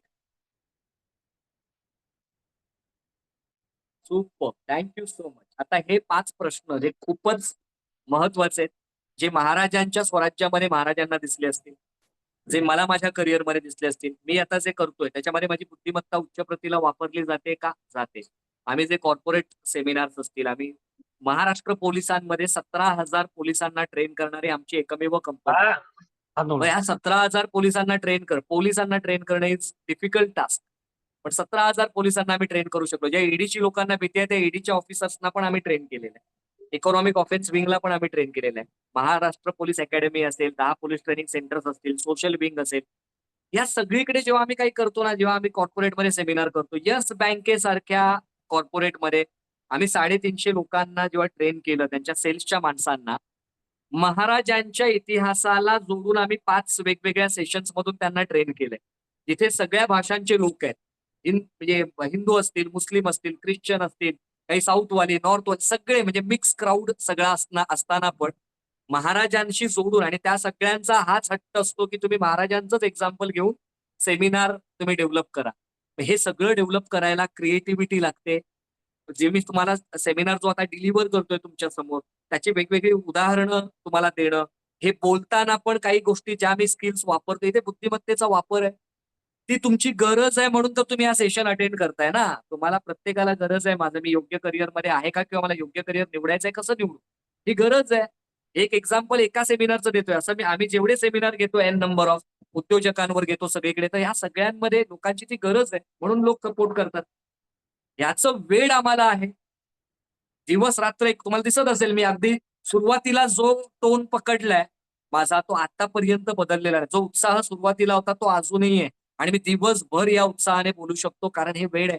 कोणी 2:30 वाजता रात्री उठवलं आणि बोलला, तर तुला जाऊन स्टेजवर बोलायचंय, तुला काहीतरी मार्गदर्शन करायचंय, मी करणार. माझं ते वेळ आहे, मी कधीच ते माझ्या कपाळाला आट्या नाही येणार, यार ही काय वेळ आहे का, यावेळी मी करू शकतो का नाही, हे वेळ आहे. आणि हे करताना मला माहिती आहे मी जे करतोय ते योग्य आहे, आणि त्याचा योग्यच रिझल्ट येणार आहे समोर.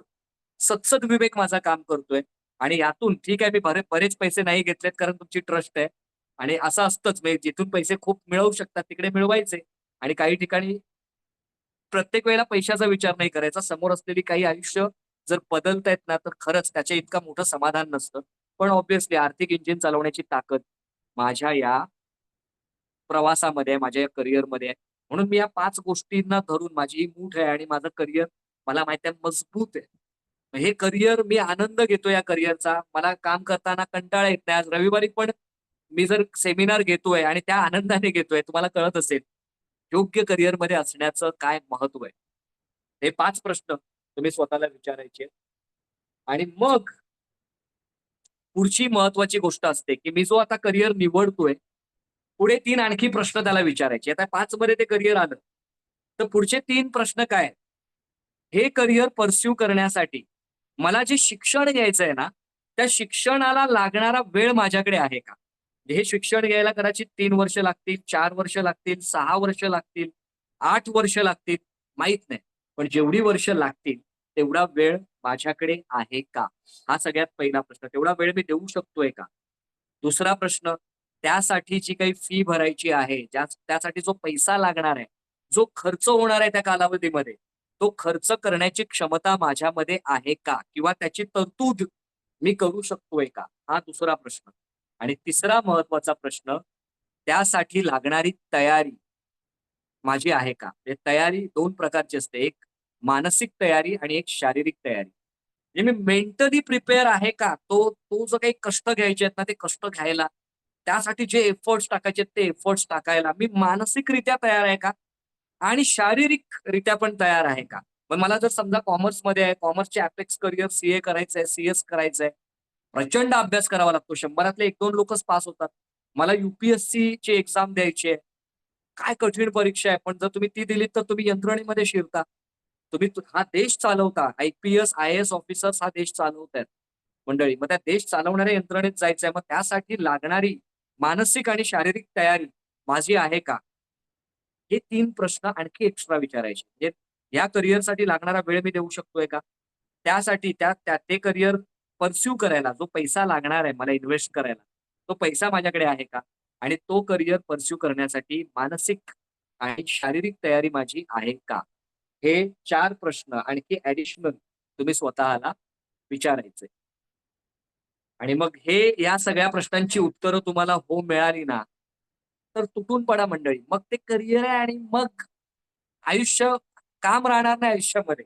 कंटाळा राहणार नाही. तुम्हाला मजा येणार. तुम्ही आनंदाने आयुष्य जगणार, आणि अगेन त्यासाठीच तर आपण आलोय ना, अवघाची संसार सुखाचा करीन, आनंदे भरीन तिन्ही लोक. माझा संसार तर मी सुखाचा करेनच, आणि तिन्ही लोकांना पण मी आनंदाने भरणार. ह्या एका गोष्टीसाठी योग्य करिअरमध्ये येणं गरजेचं आहे. त्यामुळे आधीचे 5 आणि नंतरचे हे 3 मुळात 3चा 4 प्रश्न आहेत. शारीरिक मानसिक तयारी, हे प्रश्न स्वतःला विचारा, त्याचं उत्तर हो आलं, बिनधास्त ते करिअर तुम्ही चूज करू शकता. ओके. कारण करिअर मी जेव्हा सुरुवातीलाच माझं बोलणं झालं, की करिअरचे ऑप्शन सांगणं यामध्ये फक्त कन्फ्युजन आहे. कारण कॉमर्समध्ये असे 50-60 करिअर असतील, सायन्समध्ये असतील. मी तुम्हाला सांगून काय होणार आहे? पण ॲटलीस्ट तुम्ही ते शोधू शकता. सायन्समध्ये काय आहे, कॉमर्समध्ये काय आहे, थोडा रिसर्च तुम्ही तुमच्या बाजूने करा. आर्ट्समध्ये काय आहे? जर तुम्हाला असं वाटतं कॉमर्स, सायन्स, आर्ट्स या 3 गोष्टींवर फक्त मी वर चर्चा करतो, की जर तुम्हाला वाटतं मला डॉक्टर किंवा मेडिकल फील्डमध्ये जायचं आहे, मला फार्माच्या फील्डमध्ये जायचं आहे, मला ॲग्रीकल्चरमध्ये किंवा असं काही वनस्पतीशास्त्र असेल, प्राणीशास्त्र असेल, यामध्ये मला काहीतरी करायचं आहे, मला सायंटिस्ट व्हायचं आहे, मला नासामध्ये जायचं, स्पेस टेक्नॉलॉजीमध्ये काहीतरी शिकायचं आहे. आर्टिफिशियल इंटेलिजन्स जो आता सगळ्यात मोठा, वर येणारा सगळ्यात मोठा जो भाग आहे आणि आर्टिफिशियल इंटेलिजन्स टेक ओव्हर करणार आहे आता पुढच्या 5 वर्षात जगाला. ह्या एआयमध्ये मला काहीतरी करायचं असेल, तर you can go for science. Computer science असेल, टेक्नॉलॉजी असेल. तुम्ही सायन्समध्ये जाऊ शकता जर तुम्हाला तिथे जायचंय. इंजिनिअरिंग करायचंय.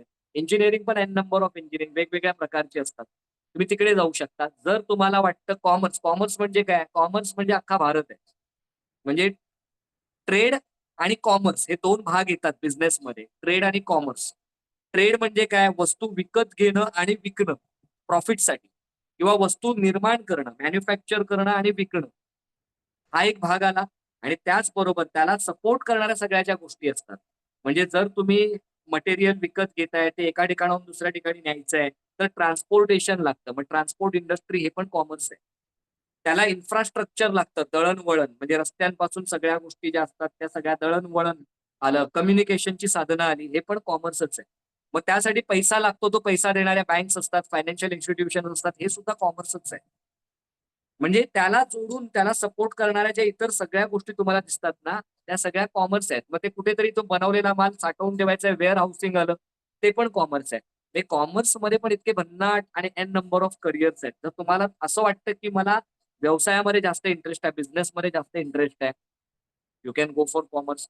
आणि जर तुम्हाला असं वाटतं मला आर्टिस्टिक गोष्टींमध्ये इंटरेस्ट आहे, कोणत्याही आर्टला पुढे जाऊन मरण नाहीये. तुम्ही ते पर्स्यू करू शकता. मग तुम्हाला हिस्ट्रीमध्ये इंटरेस्ट आहे, तुम्हाला आर्ट्समध्ये इंटरेस्ट आहे, कोणत्या वेगवेगळ्या आर्ट्सच्या फॉर्म्समध्ये इंटरेस्ट आहे. तुम्हाला पुढे जाऊन युपीएससी, एमपीएससी करायची असेल तर आर्ट्स सारखा बेटर ऑप्शन दुसरा कुठलाच नसतो. बिकॉज त्याच्यामध्ये जे तुम्हाला नॉलेज मिळतं, ते नॉलेज तुम्हाला युपीएससी, एमपीएससी मध्ये वापरता येऊ शकतं. तर ते करायचंय तर तुम्ही आर्ट्समध्ये जाऊ शकता. वकिली करायची तुम्ही आर्ट्समध्ये जाऊ शकता. तुम्ही जरा स्वतः सर्च करा. हां, या एवढे सगळे करिअर आहेत. मग त्यातले मला आहेत ना हे 2-3 असे वाटतात, की हां, हे मी करू शकतो आणि मग त्या 3 करिअर्सला घेऊन प्रश्न विचारा. ते 5 प्रश्न आणि पुढचे 4. ज्या करिअरला त्या 9च्या 9 प्रश्नांची उत्तरं हो येत असतील ना, तर ती तयारी आहे ना, तयारी करता येते हां. पुढचे 3 प्रश्न तुम्ही नंतर मॅनेज करू शकता. पहिले 5चं तर मस्ट आहे, की हो उत्तर आलंच पाहिजे. बरोबर? मग ते ज्या प्रश्नांची ज्या करिअरमध्ये या 5ही प्रश्नांचं उत्तर हो येतंय, ते करिअर तुम्ही पर्स्यू करा. ओके. आणि आहेत ना हे काही एमर्जिंग करिअर आहेत. म्हणजे जे आपल्याला कदाचित माहीत नाहीत. आपण ट्रेडिशनल गोष्टींमध्ये अडकलेलो असतो. हे एमर्जिंग करिअर पण तुम्ही बघू शकता. या सगळ्याचा रिसर्च करा. मी माझं पूर्ण जे प्रेझेंटेशन आहे ते तुम्हाला शेअर करेन. म्हणजे आमचा एक ग्रुप आहे, त्या ग्रुपमध्ये शेअर करेन आणि तुम्ही प्लीज प्रीती मॅडम किंवा हो तुकाराम सर. तुम्ही हो. हे शेअर करा सगळ्या लोकांना. हो ओके. सर. हो, हो, हो. हां, मग यामध्ये डेटा सायन्स आहे, सायबर सिक्युरिटी आहे, आर्टिफिशियल इंटेलिजन्स, मेंटल हेल्थ तो सगळ्यात महत्त्वाचा भाग आहे. म्हणजे आता लोक जास्तीत जास्त स्ट्रेसफुल होत चालले आहेत. म्हणजे आयुष्य जितकं कॉम्पिटिशन वाढतंय, लोक स्ट्रेसफुल होत आहेत, तर त्यांना मेंटल हेल्थची गरज आहे. तर ते एक खूप चांगलं करिअर भविष्यात असू शकतं. ई-कॉमर्स जे आता तुम्ही बघता प्लॅटफॉर्म, Amazon सारखा प्लॅटफॉर्म आहे किंवा काय आहे, ह्या सगळ्यांना ई-कॉमर्स म्हणतात. जे तुम्ही ऑनलाईन प्लॅटफॉर्मवर गोष्टी विकू शकता किंवा त्याच्यावर आपण बऱ्याच गोष्टी करू शकतो. तर ते ई-कॉमर्स आहे.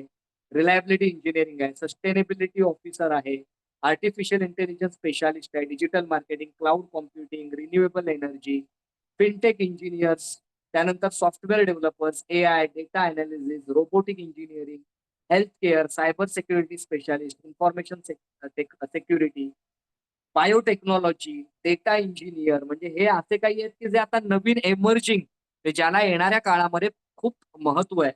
तर तुम्ही याचा अभ्यास करा. असं नाही की हे महत्व आहे म्हणून मी करणार आहे. अभ्यास करा आणि बघा तुम्ही याच्यामध्ये त्या 5 प्रश्नांची उत्तरं तुम्हाला कोणत्या करिअरमध्ये मिळतात आणि ते करिअर तुम्ही परस्यू करा. आणि माझं वैयक्तिक तुम्हा लोकांना एक हे असेल, सल्ला असेल, कारण आतापर्यंत आम्ही हजारो उद्योजकांना घडवलेलं आहे, हजारो उद्योजकांच्या आयुष्यामध्ये कॉन्ट्रीब्युट केलेलं आहे, त्यांच्या उद्योगावर काम केलेलं आहे. अनेक मोठमोठ्या कंपन्यांशी आम्ही जोडले गेलेलो आहोत आणि बाहेर काय चाललंय ना मार्केटमध्ये आम्हाला कळत असतं, म्हणजे काय हॅपनिंग आहे, काय होणार आहेत बदल भविष्यामध्ये. एक व्यवसाय ज्याला मरण नाहीये कधी आयुष्यभरामध्ये, तो आहे फार्म टू प्लेट. म्हणजे शेतीत पिकण्यापासून तुमच्या प्लेटमध्ये येईपर्यंत जे व्यवसाय आहेत ना, बघा बाकी सगळं आर्टिफिशियल इंटेलिजन्स येऊन तो एखादा जो ग्राफिक डिझायनर आहे, त्याला जो 1 तास लागतो एखादी पोस्ट तयार करायला किंवा एखादं इमेज तयार करायला, ती इमेज तो 5 मिनिटामध्ये किंवा 1 मिनिटामध्ये तयार करत असेल. कदाचित त्याला तो रिप्लेस करतोय. पण जेवणाला कोणीच रिप्लेस करू शकत नाही ना. कोणतंच एआय येऊ शकत नाही जे तुमची भूक भागवू शकतं. त्यामुळे फार्म पासून प्लेट पर्यंत जे व्यवसाय चालतात ना मंडळी, म्हणजे शेतीत पिकवणं असेल, मग त्याचं जे प्रोसेसिंग होतं, म्हणजे फॉर एक्झाम्पल काजूचं उत्पादन झालंय, तर ते काजू काढल्यावर ते काजू तोडून म्हणजे ते खोलून त्याचं पॉलिशिंग करणं, त्याला व्यवस्थित हे करणं आणि ते प्रोसेस करणं किंवा टोमॅटो पासून सॉस तयार करणं किंवा स्ट्रॉबेरी पासून जाम तयार करणं. हे जे प्रोसेसिंग वाला बिझनेस आहे, म्हणजे शेतीमध्ये पिकतं, ते जे प्रोसेस होतं, ते प्रोसेसिंग मध्ये पण अनेक करिअर आहेत. ते जे तिथून दुसरीकडे पाठवलं जातं, डिस्ट्रिब्युशन ज्याला आपण म्हणतो, ट्रान्सपोर्टेशन, डिस्ट्रिब्युशन, त्यामध्ये अनेक करिअर आहेत. त्याच्यानंतर ते जाणार फायनल आउटलेट्समध्ये, रिटेल आउटलेट्स असतात, हॉटेल्स असतात, ज्यामध्ये ते पाठवलं जातं. इथे पण ते करिअर आहे. आणि सगळ्यात शेवटी जे तुमच्या ताटामध्ये जेवण येणार आहेत, ते करून देणारी लोक आहेत, मंडळी आहेत, क्लाउड किचन वगैरे असे अनेक गोष्टी आहेत. ह्या सगळ्या करिअर्सना मरण नाहीये. तुम्ही ह्याच्यामध्ये कुठेही जा, आयुष्यभर पुरणारे हे करिअर आहेत. मग या करिअरमध्ये मी जाऊ शकतो का? काय मी तिथे नवीन निर्माण करू शकतो का? कारण माझे जे 7 ऑप्शन्स आहेत ना करिअरचे, त्यामधला एक ऑप्शन हा आहे, जो तिसऱ्या 3 वर्षानंतर मी स्वतः सुरू करतोय. लिव्ह टू 100 नावाचा आम्ही फार्म तयार करतोय. ज्यामध्ये सस्टेनेबल लिव्हिंग आम्ही लोकांना शिकवणार आहोत. म्हणजे स्वतः पिकवायचं, स्वतः खायचं याची जी मजा आहे, ती आम्ही लोकांना शिकवणार आहोत. ह्या इंडस्ट्रीमध्ये तुम्ही जाऊ शकता, एक माझ्याकडून पर्सनल गाईडन्स. आणि लक्षात ठेवा, इंडिया ही रायझिंग सुपर पॉवर आहे. आज आपण 4थी लार्जेस्ट इकॉनॉमी झालोय. जपानला आपण मागे टाकलंय. हळूहळू आपण जर्मनीला पण मागे टाकू आणि 3रा नंबर घेऊ. जाऊ आपण आणखी वर. म्हणजे सुपर पॉवर इंडिया होणार येणाऱ्या 100 वर्षामध्ये. याला काही, आणि तुम्ही बघताय जे अमेरिका, चीन, इंडिया सोडून इतर लोकांना सपोर्ट करते, ती ह्याचसाठी करते कारण त्यांना माहित आहे की इंडियामध्येच ती ताकद आहे. ही रायझिंग सुपर पॉवर आहे, राईट. आणि येत्या 100 वर्षात भारत ही महासत्ता होणार आहे. आपली इकॉनॉमी वर चढत चाललेली आहे आणि याला महासत्ता करणार कोण आहेत, तर तुम्हीच लोक करणार आहात. ही जी मुलं आहेत, हे विद्यार्थी आहेत, जे आता पुढची पिढी तयार होते, तुम्हीच हिला महासत्ता करणार आणि महासत्तेच्या लेवलला टिकवणार. पण मला एवढंच सांगायचं आहे की नोकरी हा विचार न करता, म्हणजे हा माझा शेवटचा सल्ला आहे, आता संपत आलाय, वेळ संपलाय, सेशन मी संपवतोय. नोकरी फक्त हा विचार न करता स्वतःच काहीतरी निर्माण करू शकतो का? छोटा का होईना, पण स्वतःचा व्यवसाय, स्वतःचा उद्योग, जो तुम्हाला वेळेचं, विचारांचं आणि पैशाचं स्वातंत्र्य देऊ शकेल. मग त्यासाठी एज्युकेशन गरजेचं नाही का? आहे. तुम्हाला जे आवडतं त्या फील्डमध्ये तुम्ही एज्युकेशन करा. बरोबर? तुम्ही तिथे ग्रॅज्युएशन करा, त्याचं फर्दर एज्युकेशन घ्या. 2-3 वर्ष एक्सपिरियन्ससाठी कुठेतरी जॉब करा आणि मग तुमच्याकडे एक्सपिरियन्स आला, एक्सपर्टीज आली, तर तुमच्या व्यवसायावर पैसे लावणारे लोक आहेत मार्केटमध्ये. तुमच्याकडे आयडिया चांगले आहे ना, तर त्या आयडियावर काम करणारे लोक मार्केटमध्ये आहेत. तर तुम्ही स्वतःचा व्यवसाय उभा करून तो मोठा करू शकता का? हा विचार करा. नोकरी मागण्यापेक्षा नोकरी देणारे व्हा, उद्योजक व्हा. आणि त्यासाठी तुम्हाला काही गाईडन्स लागलं तर आम्ही आहोत. आम्ही ते काम करतोय. आम्हाला जास्तीत जास्त उद्योजक निर्माण करायचे आहेत आणि जे उद्योजक आता आहेत मुळात, त्यांचा व्यवसाय कसा वाढू शकतो, त्यांना कसं एका चांगल्या लेव्हलला आपण घेऊन जाऊ शकतो, याच्यावर काम आमचं सतत चालू असतं. पण तुम्ही सगळ्यांना, माझी माझी विनंती आहे तुम्हा सगळ्यांना, की तुम्ही उद्योजक व्हा. तो विचार करा की मला स्वतःचं काहीतरी उभं करायचंय. मला 10 लोकांना आणखी जॉब द्यायचा आहे, 5 लोकांना जॉब द्यायचा आहे, 100 लोकांना जॉब द्यायचा आहे, 100 घरं मला चालवायची आहेत. हा विचार करा आणि या इंडियाला सुपर पॉवर व्हायला तुम्ही सगळेच मदत करा.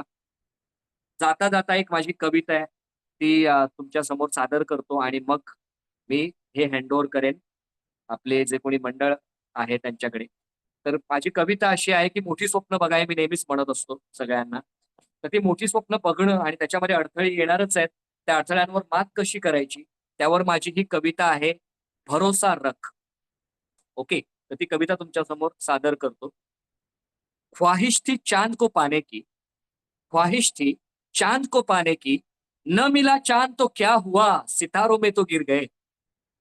म्हणजे if you shoot out for the moon you will fall among the stars. म्हणजे जर तुम्ही चंद्र पकडायला गेला तर कदाचित तो तुमच्या हाती लागणार नाहीये, पण तुमचे हात धुळीने माखून तर येणार नाही ना, तुम्ही ताऱ्यातच जाऊन पडाल कुठेतरी.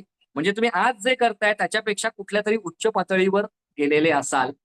त्यामुळे स्वप्न मोठी बघा. ख्वाहिश थी चांद को पाने की, न मिला चांद तो क्या हुआ, सितारों में तो गिर गए. छोटे ख्वाब देखे और पा भी लिए तो क्या पाया, छोटे ख्वाब देखे और पा भी लिए तो क्या पाया, बड़े ख्वाबों के लिए छटे और चूक भी गए तो भरोसा रख, ये मेहनत न जाएगी जाया. म्हणजे तुम्ही छोटी स्वप्न बघितलीत आणि प्राप्त केलीत तर काय मजा आहे, पण मोठी स्वप्न बघितलीत आणि ती नाही झाली जरी पूर्ण, तरी सुद्धा तुमचं काहीच वाया गेलेलं नसतं. जो अनुभव तुम्हाला मिळालेला असतो त्याने तुम्हाला एक माणूस म्हणून वाढवलेलं असतं. तुम्ही आधीपेक्षा एका वेगळ्या पातळीवर गेलेले असतात. माता हे जे गिर्यारोहक असतात, जे मोठमोठे एव्हरेस्ट सारखे, माउंट किलिमंजारो सारखे मोठमोठे पर्वत सर करतात, एका अटेम्प्ट मध्ये ते होतं का? नाही होत. त्यांना 70-80 वेळा अर्ध्यातूनच परत यावं लागतं. कधी कधी अगदी जवळ पोहोचलेत आणि परत यावं लागतं. मग या गिर्यारोहकांचा त्या पर्वताच्या टुवर्ड काय वृत्ती, काय ऍटिट्यूड असेल ते सांगणारं हे कडवं आहे, जे आपल्या आयुष्यातल्या समस्यांच्या बाबतीत असलं पाहिजे. तर ते काय कडवं आहे, हे गिर्यारोहक काय म्हणत असतील पर्वताला. पर्वत की ऊंचाइयों से हार भी जाऊं चाहे कितनी भी बार, पर्वत की ऊंचाइयों से हार भी जाऊं चाहे कितनी भी बार, फिर से उसी हौसले से उससे नजर मिला के कहूंगा, एक दिन बनूंगा तेरी सर का ताज मैं, एक दिन बनूंगा तेरे सर का ताज मैं, क्योंकि तू और ऊंचा नहीं उठ सकता नादान, पर्वत है तू. क्योंकि तू और ऊंचा नहीं उठ सकता नादान, पर्वत है तू. लेकिन मेरे अंदर का इंसान जितनी बार हारेगा उतनी बार बढ़ेगा. एक दिन मेरा हौसला तेरी ऊंचाइयों से भी बड़ा हो जाएगा. एक दिन मेरा हौसला तेरी ऊंचाइयों से भी बड़ा हो जाएगा. उस दिन तू मेरा जुनू अपने सर पे खड़ा पाएगा. उस दिन तू मेरा जुनू अपने सर पे खड़ा पाएगा. तर मंडळी, अशीच मोठी स्वप्न बघा, योग्य करिअर निवडा. प्लीज करिअर निवडताना खूप काळजी घ्या आणि एकदा ते करिअर तुम्हाला मिळालं, तुमचं योग्य करिअर मिळालं, तर जीवाचं रान करा आणि त्याच्यामध्ये असं काहीतरी घडवा जे येणाऱ्या कैक पिढ्यांसाठी प्रेरणा बनेल. जसं छत्रपती शिवाजी महाराजांनी बनवलेलं हे स्वराज्य त्यांच्यानंतर 350 वर्षानंतरही आपल्या प्रत्येकाच्या हृदयात धगधगतंय. ऍटलिस्ट पुढच्या 3 पिढ्यांनी तरी आपल्याला लक्षात ठेवावं, आपला फोटो हॉलमध्ये ठेवावा. असं काहीतरी तुम्ही कराल अशी मला अपेक्षा आहे. आणि एवढं बोलून मी माझा हा सेशन प्रपंच इथे संपवतोय. धन्यवाद. जय शिवराय, जय महाराष्ट्र, जय हिंद. Thank you so much. आपल्यापैकी कोणाला काही प्रश्न असतील, विचारायचे असतील तर त्यांनी विचारू शकता. ग बाई.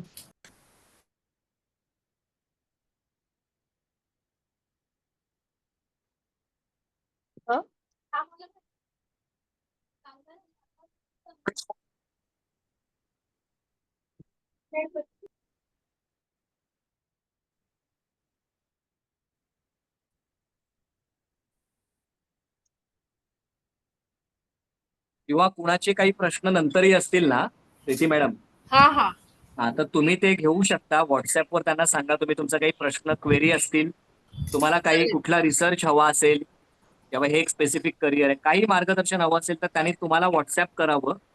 तुम्ही ते प्रश्न मला पाठवा आणि त्या सगळ्यांची उत्तरं देण्याचा आपण नक्कीच प्रयत्न करू. चालेल सर, चालेल.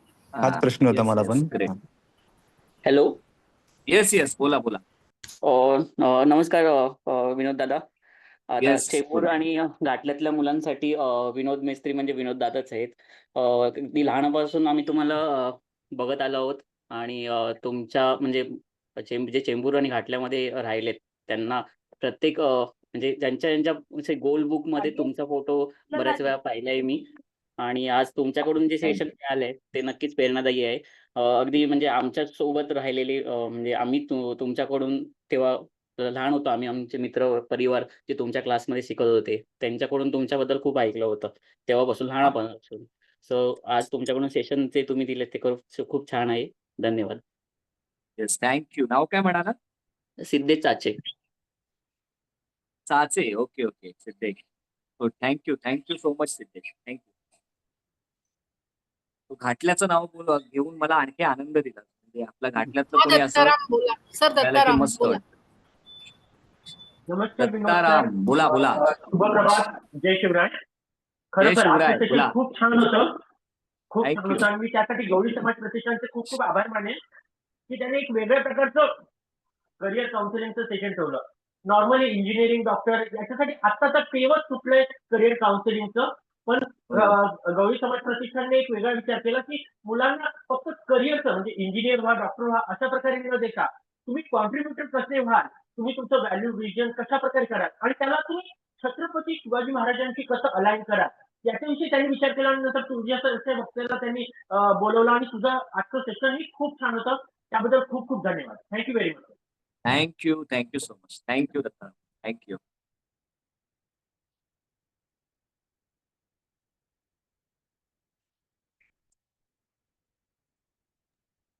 हॅलो. येस बोला. हा नमस्कार सर. मी कल्पेश महाडिक बोलतोय. प्रथमतः हा. आपले मनापासून आभार व्यक्त करतो की आपण उत्तम प्रकारे आजचं सेशन डिलिव्हर केलं. तर आम्हाला सर्वांना तो सेशन नक्कीच आवडलाच आहे.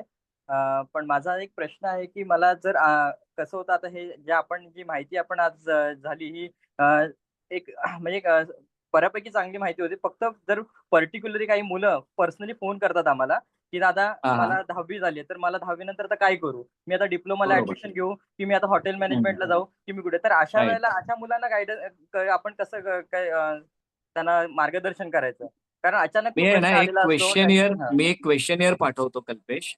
ओके. हा म्हणजे ती प्रश्नावली अशी आहे की त्याच्या एंडला आपल्याला आपण म्हणजे प्रत्येकाच्या ना पर्सनॅलिटीचे टाईप आहेत वेगवेगळे, राईट, आणि त्याच्याप्रमाणे काही करिअर्स असतात. आता आपण आहे ना त्यांना असं सांगू नाही शकत डायरेक्ट की तू हाच कर, हाच डिप्लोमा कर किंवा हेच कर, बिकॉज तो नेमका कशासाठी बनलाय आपल्याला माहित नाहीये. आपल्याला Right. आजूबाजूला जे दिसतात तेच आपण करिअर्स हे करतो की बाबा ह्याच्यासाठी हे कर म्हणून. पण तो कसं फाइंड आउट करू शकतो स्वतःहून, एक प्रश्नावली आहे त्याच्या एंडला त्याला स्वतःला कळू शकतं की बाबा हा मी ह्या कॅटेगरीमध्ये येतोय आणि मला सूट करणारे हे करिअर आणि मग त्या करिअरमध्ये त्याने निवडावं. कोणी असं विचारायला जरी आलं, कारण मी पण स्वतः एज्युकेशन इन्स्टिट्यूट चालवले, आमचे श्रेय क्लासेस म्हणून चेंबूर, मानपूर, गोवंडीमध्ये होते. तर 10वीच्या नंतर मुलं यायची आणि हेच प्रश्न विचारायचे की दादा काय करू आम्ही. मग त्यांना आपण डायरेक्ट सांगू शकत नाही की तू ह्या स्पेसिफिक करिअरमध्येच जा, राईट. तर मग त्याने स्वतः शोधावं.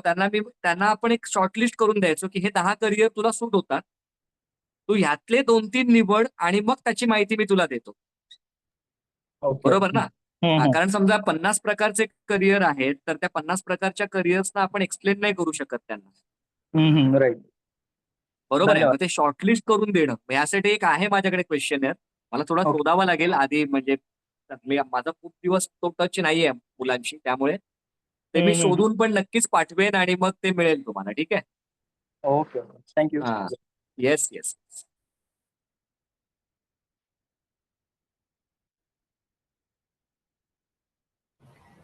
आणखी कोणी इच्छुक ज्यांना काही प्रश्न पडले असतील?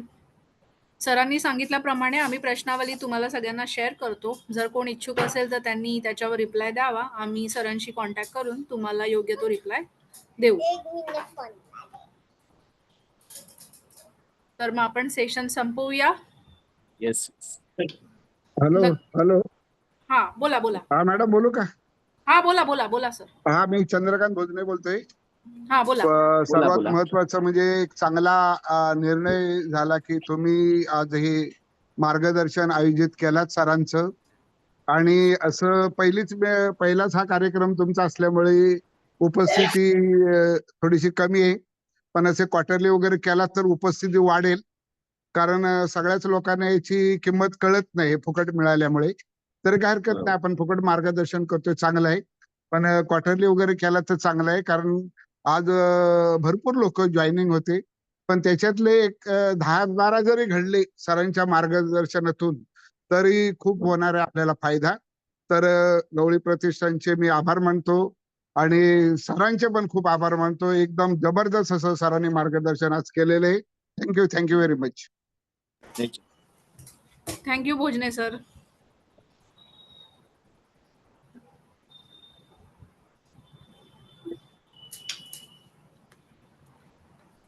सर फार छान एक्सपिरियन्स आला आम्हाला.